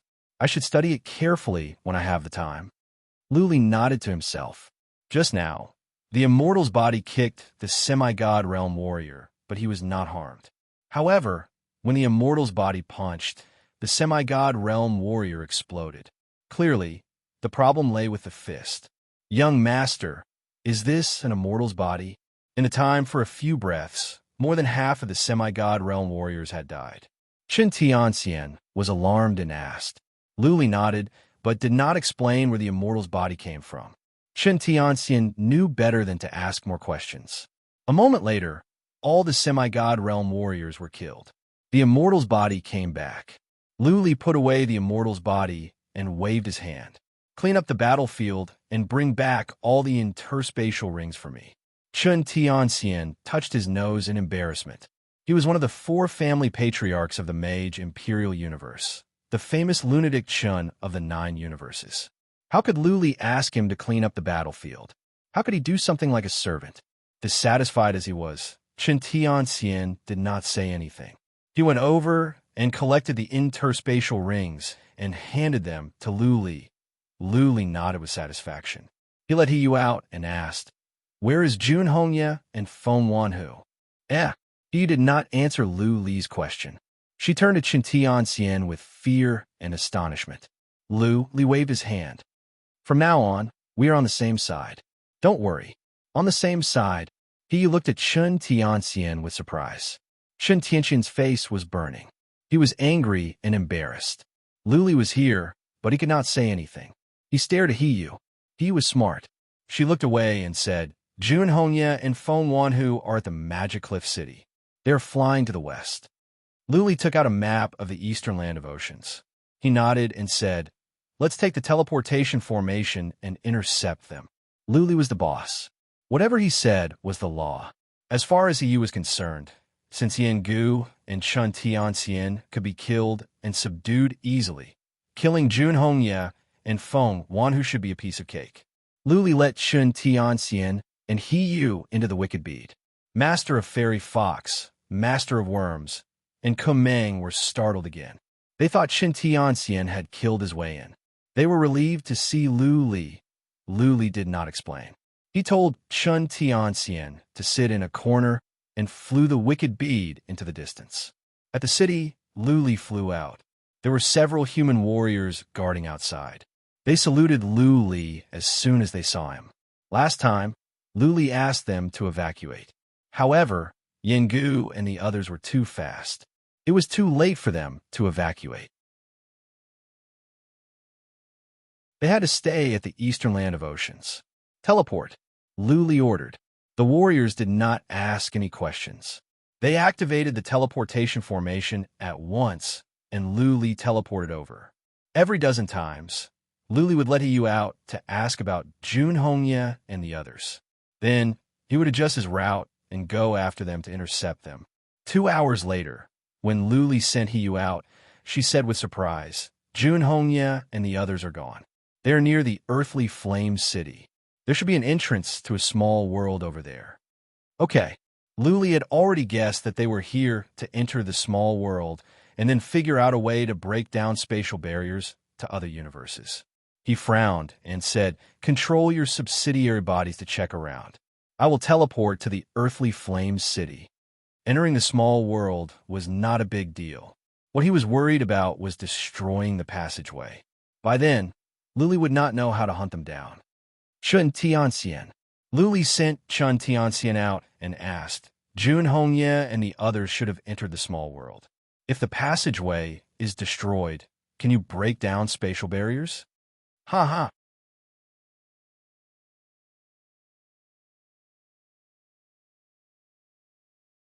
Chapter 1083. The Earthly Flame City was a small city. Earthly Flames actually meant volcano. The Asmodeans had a different name for it. As a matter of fact, Lu had flown over. The city had been leveled to the ground. Hundreds of warriors and some Asmodeans had been killed, but there were still some human warriors nearby. They were cleaning up the mess in the city and collecting the bodies of the slain warriors. Seeing Lu coming, the human warriors burst into tears. They were like wronged children meeting their parents. They dropped to their knees, and some of them burst into tears. "Don't worry," Lu said emotionlessly. "I will kill all of them. None of them will be spared." With that said, he let Hiyu out and asked, "Have you found them?" Hiyu nodded. "If I am right, they should be in a volcano. My subsidiary bodies cannot go in, but there are signs that someone has been in there. Let's go and have a look." Lu flew up with Hiyu and dashed toward the volcano outside the city. There were 3 volcanoes 3,000 miles away from the city. One of them was still smoking. "It's inside the smoking volcano," He pointed to the volcano from the distance. Lu Li let Chen Tianxian out and said, "Go and have a look." Chen Tianxian dashed into the volcano. Lu Li and He Yu waited quietly. Lu Li realized that it was useful to have a powerful fighter on his side. For example, he didn't have to do something as trivial as this. Whoosh! After the time for one incense stick to burn, Chen Tianxian came back. He nodded and said, "It is true. There's an entrance to a small world in there. I sensed Jun Hongye's energy. They have entered the small world, but the entrance is destroyed." Sure enough, Lu Li nodded. He waved his hand and said, "Chen Tianxian, I will take care of the rest. Break down the spatial barrier as soon as possible. We cannot let Jun Hongye and the others leave." "Yes." Chen Tianxian nodded. Jun Hongye, Feng Wanhu, and the others were all killed. Apart from Chen Tianxian, everyone else was wiped out. The 9 universes had suffered a great loss. Naturally, the 9 universes could not afford to worry about the Mage Imperial Universe. When Chen Tianxian returned to the Mage Imperial Universe, he could seek some benefits for the Chen family. Boom! Chen Tianxian made a huge handprint and slapped at the volcano. The thousands of feet high crater burst open, sending mud and rocks flying. Perhaps because it was shaken, magma spewed out of the volcano, and smoke billowed. It was a beautiful scene. Chen Tianxian kept making palm prints, completely flattening the mountain. Hot lava splashed out and converged into a river in another direction, flowing endlessly. I found the point. Chen Tianxian had been observing the volcano with psychic power. He found the entrance easily. Lu Li and the others checked with psychic power and found a collapsed tunnel as well. Break! A long spear appeared in Chen Tianxian's hand. He leaped into the air and stabbed at the destroyed tunnel. A black light whizzed out, and the space near the entrance was torn apart. The surrounding soil was all blasted into powder. Break, break, break! Chen Tianxian continued to roar. The spear in his hand pierced forward at lightning speed. Every time, he locked onto one point. The spatial zone there had been torn. If Chen Tianxian had not attacked, it would have recovered slowly. However, it was now being torn apart. "Young master, take a rest." Chen Tianxian kept the spear in his hand. He turned around and explained to Lu Li, "I may need 2 or 3 days. If that small world is too big, it may take longer." "Sure, go about your business." Lu Li felt bored after a while. He had thought that the skill to break down spatial barriers would be spectacular. It turned out to be so boring. He Yu sat on a hill nearby. Lu Li took out the bead of wood and began to consume it. This was a relic. The sooner he could consume it, the sooner he could improve his abilities. Buzzing, Lu Li sat for a while and let Kameng out. Then, he waved his hand and said, "Kameng, do as you please. I will cultivate for a day or 2. While consuming the bead of wood with Xian energy, Lu Li began to study the line diagram. Once he could learn the line diagram, he would be able to become an immortal and ascend to the divinity. What Lu Li wanted to do the most was to go to the divinity. The invasion of the 9 universes had come to an end. Lu Li could put his mind at ease. With the immortal's body, he could go to the 9 universes to seek revenge. Therefore, he no longer cared about the mortal world. The 9 universes would be enraged that all the warriors of the 9 universes were annihilated. For a while, the 9 universes would not gather again to invade, but they would not let go of this blood feud. Therefore, there must be an end to this matter. War was inevitable. Naturally, Lu Li wanted to go to the 9 universes and place the battlefield there. Of course, Lu Li could not go right away. He had some matters to deal with in the Heaven Reverse universe. He had to improve his abilities. His plan was to go to the 9 universes after he reached the semi-god realm. When the Yin family was destroyed and the 9 universes were awed, he could resume cultivation and prepare to ascend to the divinity. Lu Li's only concern now was Lu Ling. His plan was to go to the divinity and find a way to borrow strength. When he found Lu Ling, he would think of a way to bring her back. He would live in the Heaven Reverse universe in peace for a while. When he was old and bored, he would go to the divinity. Lu Li was still young and he yearned for the mortal world. He was not like those old men who were indifferent to everything and only focused on becoming immortals. A day later, Master of Fairy Fox and Master of Heichi came.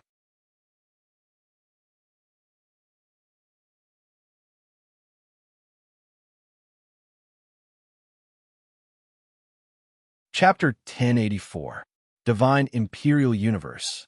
This universe was vast, far larger than the other 8. It was twice as large as the Mage Imperial Universe that ranked second. The Xianqi of heaven and earth here was the densest, and there were many blessed lands here.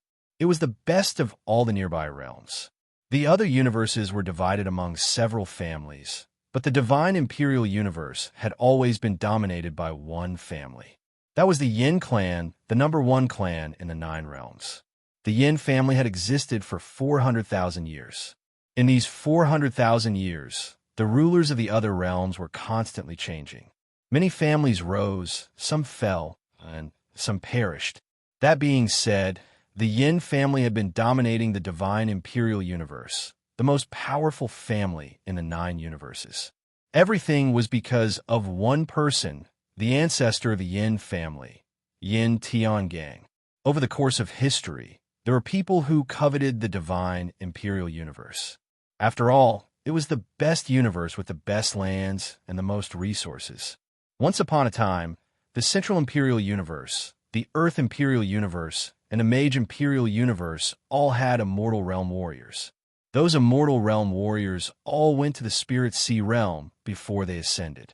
They wanted to take over the Divine Imperial Universe for their families so that their descendants could live in glory for generations to come. However, when the 3 immortal warriors went to the Divine Imperial Universe, they all came back quietly. None of them could wipe out the Yin family because they could not breach the Divine Imperial City. In the middle of the Divine Imperial Universe was a huge city floating in the air. That city was the center of the Divine Imperial Universe, the place where Yin family disciples lived. This city symbolized glory and power, as well as an unbreakable and absolute defense. This was because this city was actually a divine artifact, and a very powerful divine artifact at that. Yin Tiangang had spent tens of thousands of years in the divinity realm. He had paid a huge price, even becoming a slave for tens of thousands of years, in exchange for this treasure. After the divine artifact was returned, the Yin family became the #1 family in the 9 realms. Since then, they have been glorious for 400,000 years. Until now, no one dared to kill the Yin family's disciples in the Prison of Gold. Bang! At this moment, from the Purple Cloud Palace, the largest palace in the Divine Imperial City, came a muffled sound along with an angry snort. The voice was not loud. It could only be heard within a few miles of the Purple Cloud Palace. But soon, the entire Divine Imperial City learned about it. After some hedonistic young masters got the news, they immediately became well-behaved. Within the Purple Cloud Palace resided the leader of the Yin family. Right now, he was enraged. Anyone who dared to provoke him would be in deep trouble. Everyone in the Purple Cloud Palace knelt down. They were the upper echelons of the Yin clan, as well as the clan leaders of some affiliated clans. The Yin clan head was enraged, and everyone was panicking. This clan head had been in power for hundreds of years, and he had only lost his temper 3 times. Each time, many people had died. The Yin clan king, Yin Zhen, didn't look old at all. He looked like a middle-aged man, wearing a purple gold robe. He had a majestic aura, and his eyes were so cold that no one dared to look him in the eye. He sat high up on the ice throne, like an emperor that ruled over all the worlds. Yin Zhen glanced at the group of cultivators below and tried to suppress his anger. He said, Yin Yin is dead, Yin Sei is dead, Feng Rue is dead, and now Yin Gu is dead. Who could tell me what happened? There was absolute silence below. Who dared to come out and answer at this moment? What if his answer wasn't good and he was killed by Yin Zhen? Most importantly, no one knew what was going on. A small heaven reverse universe. Yin Zhen was confused. He murmured to himself, that is a very small universe. Given the Xianqi in heaven and earth, mystical materials, and spiritual pulse, there can hardly be one or two semi-god realm warriors in tens of thousands of years. This time, Yengu brought 100 semi-god realm warriors with him, but all of our semi-god realm warriors died. Is that universe connected to the region of demons and the region of ghosts? Still, no one dared to answer. Yin Jun was even angrier. He picked one person and asked, Yin Prung, you are in charge of intelligence. Don't you have anything to tell me? A white-bearded old man stood up. He bowed to Yin Jun and answered, After Yin Yin died, I sent people to the Heaven Reverse Universe to investigate. I sent two groups. One group went down from the purgatory of primordial chaos. Maybe it's too short a time. There's no news yet. Family leader. The news from the Wu family and the Li family has been confirmed.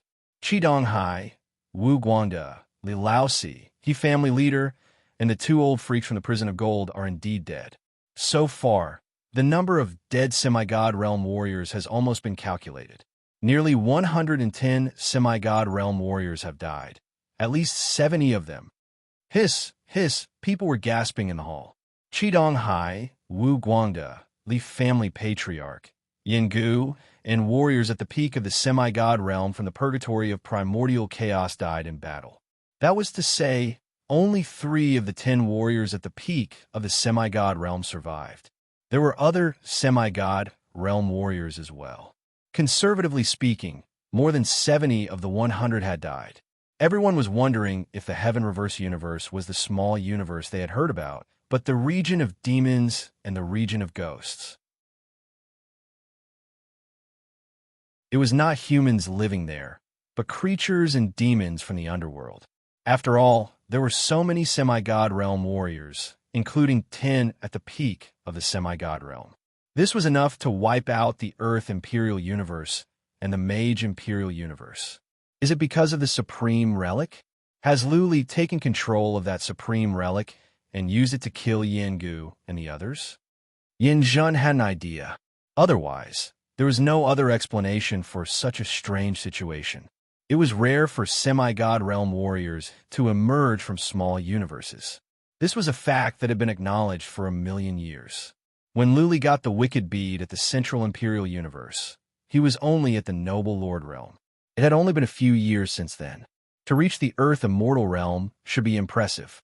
Well, Yinjin thought for a moment and suddenly walked toward the corridor on the side without saying a word. A person walked through the corridor and into a palace at the back, entering a small hall within the palace. There was nothing in the small hall except for a statue. It was a statue of an old man. His eyes were filled with wisdom and his face was well-defined. One look, and one could tell that he was an ambitious man who dominated a world. This was the statue of Yin Tiangang. Below the small hall was an altar. Needless to say, one could contact Yin Tiangang here and ask him to come here as an avatar. Yin Jun knelt on the ground and poured out some Xian energy. After a moment, the statue trembled and gave out a faint white glare. A surge of divine might spread out. Yin Jun bowed at once and said with respect, Greetings, forefather. What's the matter? A cold voice rang out. It was an old voice, but it was deep and powerful. Yin Jun is useless. I don't think I can get the Wicked Bead back for you anytime soon. Yin Jun reported honestly.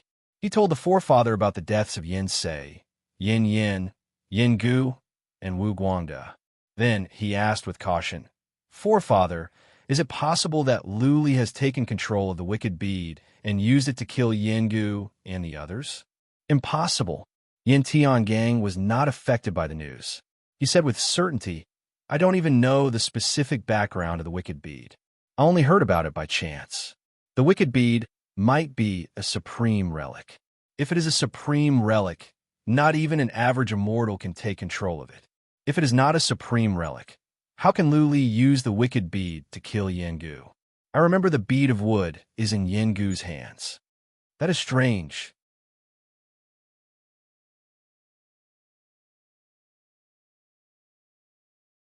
Chapter 1085.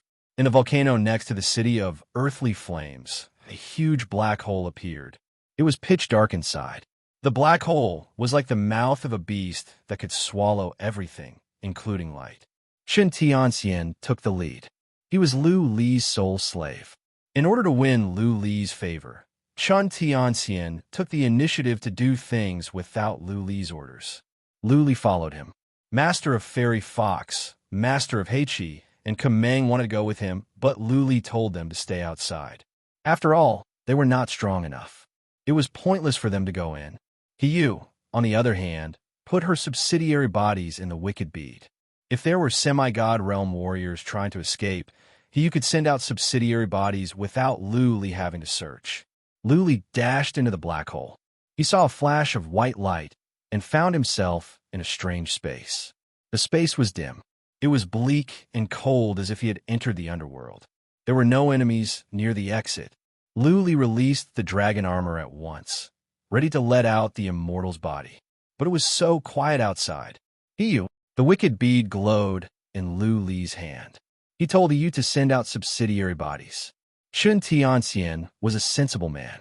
He began to explore the surroundings, looking for traces and information. Hiyu sent out more subsidiary bodies. Lu Li sat nearby, waiting for the result. If Jun Hongye and the others were in this small world, then there was no way for them to escape. If they had, then it was pointless for Lu Li to worry. He could just go after them. An hour later, Chen Tianxian came back and reported, "Young master, there are no traces within a radius of 3,000 miles. There aren't any highly intelligent creatures here, only some low-level beasts. Let's wait for Hiyu's result." Lu Li waved his hand to tell Chen Tianxian not to worry. He had been sending out subsidiary bodies. She had sent out millions. Those subsidiary bodies were flying to all sides. Soon, they would be able to monitor the entire small world. If Jun Hongye and the others were in the small world, they would be discovered. Chen Tianxian nodded. He knew that there was a limit to one person's power. He sat nearby and asked Lu Li to cultivate while Chen Tianxian protected him. Lu Li cultivated to consume the bead of wood and study the map of fundamental principle. One day later, Hiyu opened her eyes and said, "Lord, I found them. They are 30 million miles to the east of the small world. They're also breaking through the dimensional barrier, and it seems like it is going to open soon. We have to hurry up. Let's go." Lu Li opened his eyes all of a sudden. He took Hiyu back and dashed away with Chen Tianxian. Buzz. After a while, Lu Li felt he was slowing down. He let out the immortal's body and said to Chen Tianxian, "You are too slow. Go into the wicked bead." Yes, Chen Tianxian's speed was fast, but it was nothing compared to the immortal's body. He went into the wicked bead, and Lu Li let Hiyu out. He grabbed her with one hand and the immortal's body with the other and shouted, "Immortal's body, full speed to the east." Whoosh, the god's corpse was too fast. With a flap of its wings, it turned into a streak of light and flew toward the east. Hiyu could not even keep her eyes open because of the speed. She closed her eyes and used her subsidiary bodies to sense the direction to show Lu Li the way. If Lu Li were to fly, it would take him at least a day. But the immortal's body arrived in 6 to 8 hours. To the left. Hurry! The dimensional barrier is down. Hiyu shouted. Lu Li flew the immortal's body. He used psychic power to check. In the time for a few breaths, he found Jun Hongye, Feng Wanhu, and the others. Oh no. Lu Li used psychic power to check. He happened to see a black hole in the space ahead of him. Jun Hongye and the others dashed into the black hole. The immortal's body. Follow me. Jun Hongye and the others had just entered the tunnel. Theoretically speaking, they did not have the time to destroy the tunnel. Lu Li should be able to follow them. Of course, there were risks involved. If Jun Hongye and the others were setting him up, the consequences would be unimaginable. If the spatial tunnel was destroyed, the horrifying force of space could tear Lu Li and the immortal's body into pieces. Whoosh! The immortal's body dashed into the black hole. After a white glare, Lu Li found himself in a strange place. He breathed in relief. This place was bright. The sunlight was so bright that Lu Li found it hard to get used to it. The air here was humid, as if the water was evaporating quickly. What? As soon as Lu Li came out, he used psychic power to check the surroundings. Soon, he saw several semi-god realm warriors flying away. You want to run? Luli used psychic power to see the last two semi-god realm warriors. They were Jun Hongye's warriors. Luli controlled the immortal's body to chase after them. What? After flying for a short while, an ocean and a city appeared in front of them. The city was built on water, and there were many strange humans living in the city. They were called humans because they looked similar to humans. They had hands, feet, eyes, and noses. What was different was that their skin was dark like charcoal. They had no hair, only a small horn on their heads. They were tall and strong. Each of them was at least 2 meters tall. They could be considered giants. Whoosh, whoosh. Many dark-skinned people flew up from the city.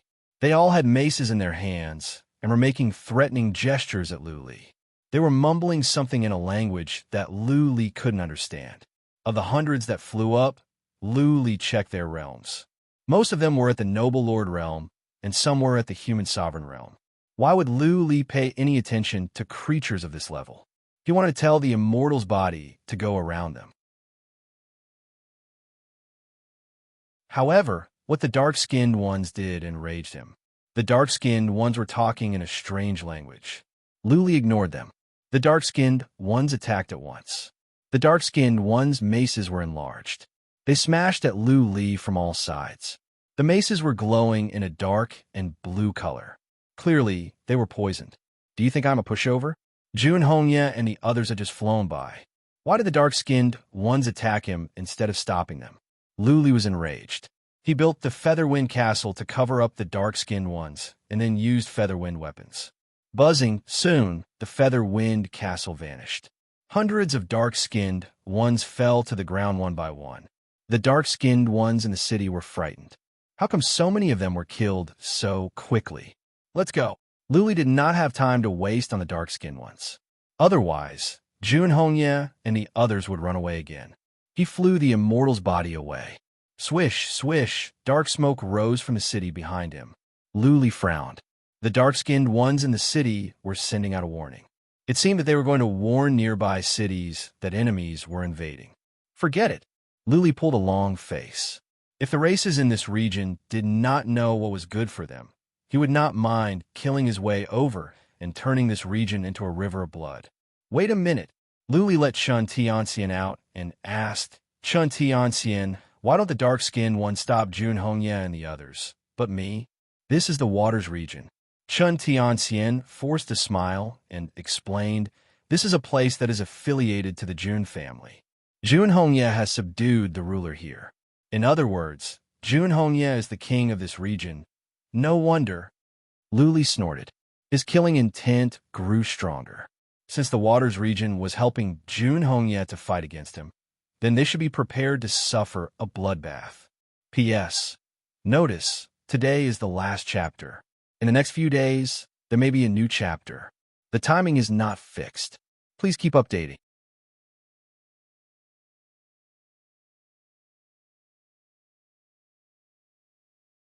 Chapter 1086. Dozens of miles later, they came across another city. This time it was not in the sea, but by a river. The waters region was full of water.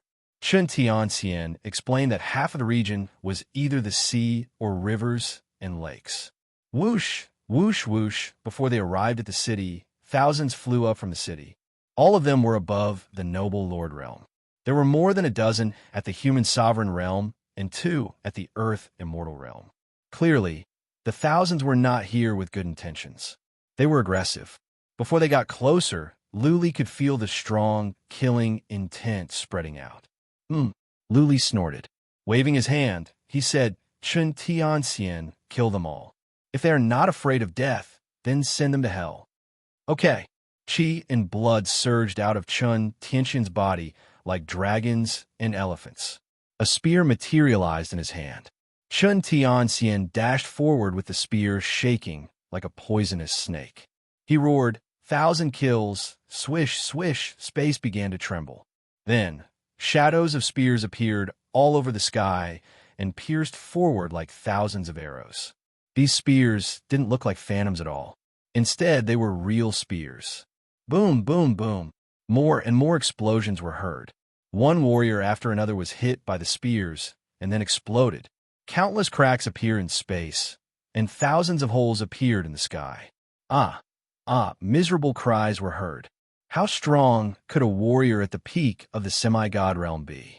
Not even an average semi-god realm warrior could survive, let alone a noble lord realm, human sovereign realm, or earth immortal realm warrior. Massacre. Needless to say, if Chun Tianxian could not even kill a bunch of average warriors, he would not deserve to be known as the famous monster Chun in the 9 universes. In a time for a dozen breaths, thousands of warriors were killed. None of them managed to escape. Bodies fell to the ground, dyeing the river red. Many dark people in the city were so scared that their eyes were wide open and they were trembling. Let's go. Lu Li waved his hand and flew forward quickly. Chun Tianxian followed him at once. 300 miles later, they came across another city. This city was also filled with warriors. They had been waiting for Lu Li and the others. They were in formation in midair, clearly intending to stop Lu Li and the others. Kill. Lu Li waved his hand.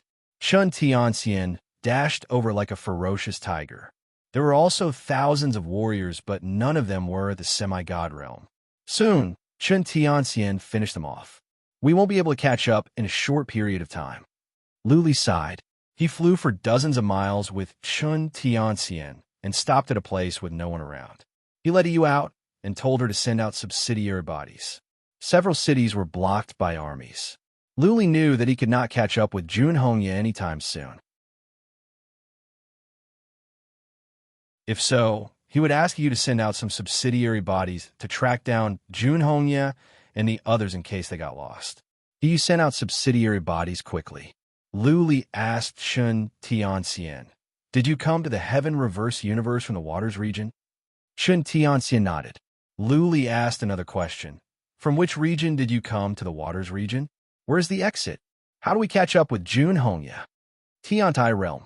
Chun Tianxian thought about it and said, "The entrance of the Tiantai region is a bit far from here, and there is no large long-distance teleportation matrix in the Waters region. If they want to go to the entrance of the Tiantai region, they will have to teleport for 2 days. Based on my understanding of Jun Hongye, now that young master is here, they might not have the courage to go to the entrance of the Tiantai region. Jun Hongye has always been a cautious man." Chun Tianxian added, "I think they will go to another small world or mobilize armies from the Waters region to the Heaven Reverse Universe, so that you will not have the time to go after them." "Yes, that is possible." Lu Li agreed with Chun Tianxian. Kumang had sealed off the passageway between the Waters region and the Heaven Reverse Universe, but not destroyed it. Jun Hongye and the others could blast open his inhibition formations easily. By then, Lu Li would have to be cautious when a group of warriors from the Waters region was mobilized. "Hiyu," Lu Li ordered, "contact Kumang and Master of Heichi at once. Tell them to destroy the passageway at the southern ocean land of the east. At the same time, send a message to my great-grandpa. Ask him to bring powerful warriors to the southern ocean land of the east to guard against the invasion of the Waters region." "Right?" Lu Li asked Chun Tianxian, "How do you destroy the passageway that appeared when you broke down the spatial barrier?" "Blast it with force." Chun Tianxian said, "Semi-god realm warriors will do it continuously to destabilize that space. The passageway will be torn apart by spatial force, and the space will recover." "Okay," Lu Li said to Hiyu, "Tell my great-grandpa to set off at once. Blast the passageway and destroy it. Master Fairy Fox will go and tell her to do it right away." Hiyu closed her eyes to carry out Lu Li's orders. Lu Li thought for a while and said to Chun Tianxian, "Go to the entrance of the Terrace of Heaven and destroy that passageway in case Jun Hongye and the others can run away. What do you think?" "Sure." Hiyu needed time to investigate. They could not just sit here and do nothing. Chun Tianxian was strong. Even if he encountered Jun Hongye and Feng Wanhu, he could run away easily. As long as the passageway was destroyed, Jun Hongye and the others would not be able to get away anytime soon. When you found out where they were, they could go after them. Whoosh, Chun Tianxian dashed away.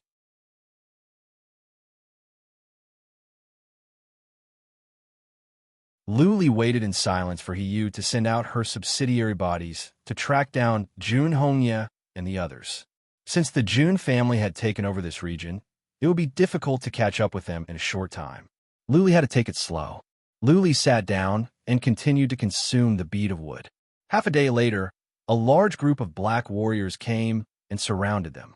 "Sir, the cities from all directions are mobilizing their soldiers. They are surrounding the perimeter but have not attacked. There are already hundreds of thousands of them." He reported, but Luli did not pay attention. He told her to keep monitoring. As long as the warriors did not attack, he would not care even if there were tens of millions of them. As time passed, more and more soldiers gathered around. After a day, the number of soldiers had reached several million, and reinforcements were still flying in from all directions. Clearly, Jun Hongye had given orders to the ruler of the Waters region. He asked the warriors to stall Lu Li so that they would have enough time to run away. Luli snorted at Hiyu's report. He was not worried at all. There were millions of warriors, but not one semi-god realm warrior. What was there to be afraid of? Besides, even if there were 100 semi-god realm warriors, what could they do? Hiyu continued to release her subsidiary bodies, but they all came from underground. Otherwise, they would be killed and discovered by the surrounding soldiers. One day later, Hiyu opened her eyes. She said with delight, "Lord, I have found Jun Hongye and the others. They are not at the exit of the region of sky. They are breaking down spatial barriers in a secluded place. There is some movement in space over there, and I have noticed it. Also, there are more than 10 million warriors outside. I think they're going to attack soon." "Ha." Luli opened his eyes and said, "We don't have to wait for them. We will do it first. Stone golems, come out."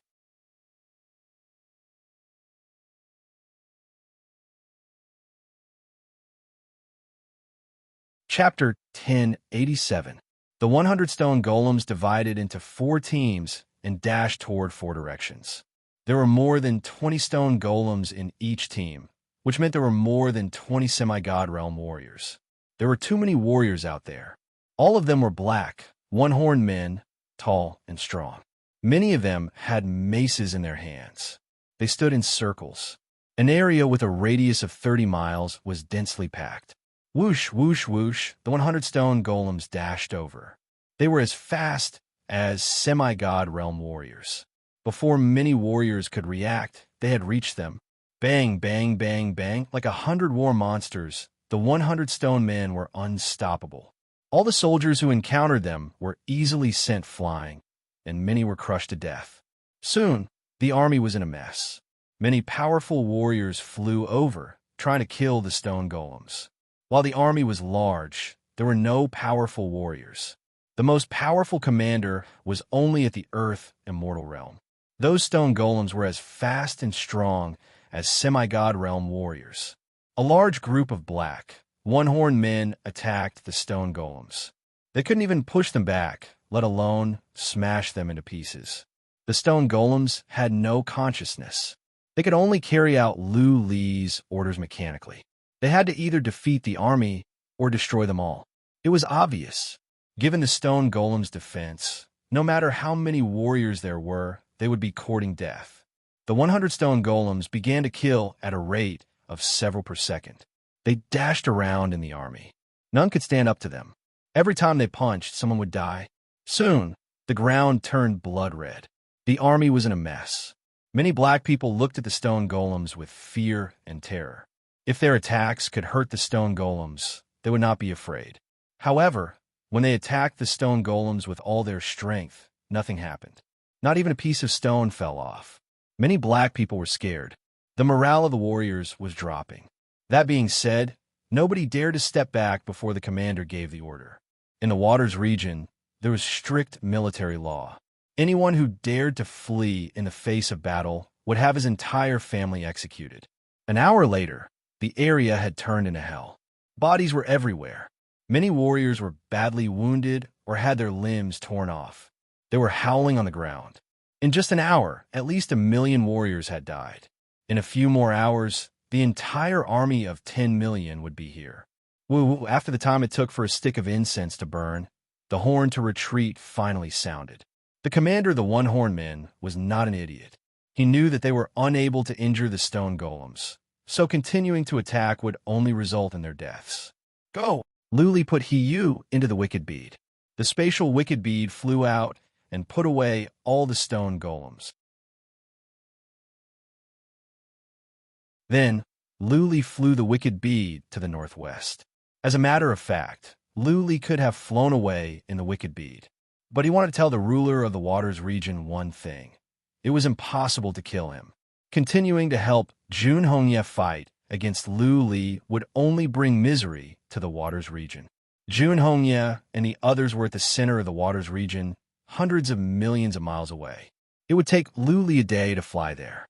Theoretically speaking, it would take Jun Hongye and the others several days to break down the spatial barrier. Lu Li didn't bother to take teleportation formations. He just flew on in a straight line. In less than 1,000 miles, he was intercepted by another army. Lu Li didn't want to kill anymore. He smashed his way through the wicked bead, creating a path for the army in front of him. Then he flew on. Along the way, he was intercepted by more armies. Lu Li stopped paying attention to them. He found the direction and flew the wicked bead in a straight line. After all, those warriors could not break the wicked bead no matter how hard they tried. A day later, Lu Li opened his eyes. He asked Hiyu, "Where are we? How is Jun Hongye doing?" "There's still another 4 hours to go." Hiyu had been sensing the situation nearby. She reported, "The ripples in space are still obvious. Jun Hongye and the others should be there." Okay. Lu Li flew on in the wicked bead. For hours later, they arrived at a huge lake. Hiyu explained, "The lake is surrounded by warriors. My subsidiary bodies will be killed as soon as they go in. The fluctuation in space is in the center of the lake. Lord, you can sense it." Okay. Lu Li used psychic power to check. The outside was surrounded by warriors, blasting at the wicked bead. Lu Li ignored those average warriors. He used the wicked bead to sense the situation nearby. Soon, he noticed something was wrong. The space here was unstable. In the distance, there were violent ripples in space. "Let's go." Lu Li ignored the dense crowd of warriors in the lake. He flew the wicked bead to the place where the space was shaking the most. The wicked bead was fast. In a moment, it had reached the center of the lake. It was a vast expanse of whiteness in the lake. Lu Li's psychic power was affected as well. He could only use it within a radius of a mile. The closer he was to the center of the lake, the more warriors he saw. Some of them were at the earth immortal realm.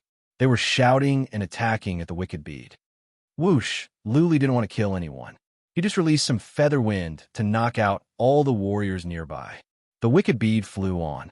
A moment later, he arrived at the place where the space was shaking the most. "Wait!" Lu Li shouted after checking with psychic power. He didn't see Jun Hongye and the others nearby, not a single one. The space here had been shaking, but it was not because of Jun Hongye and the others.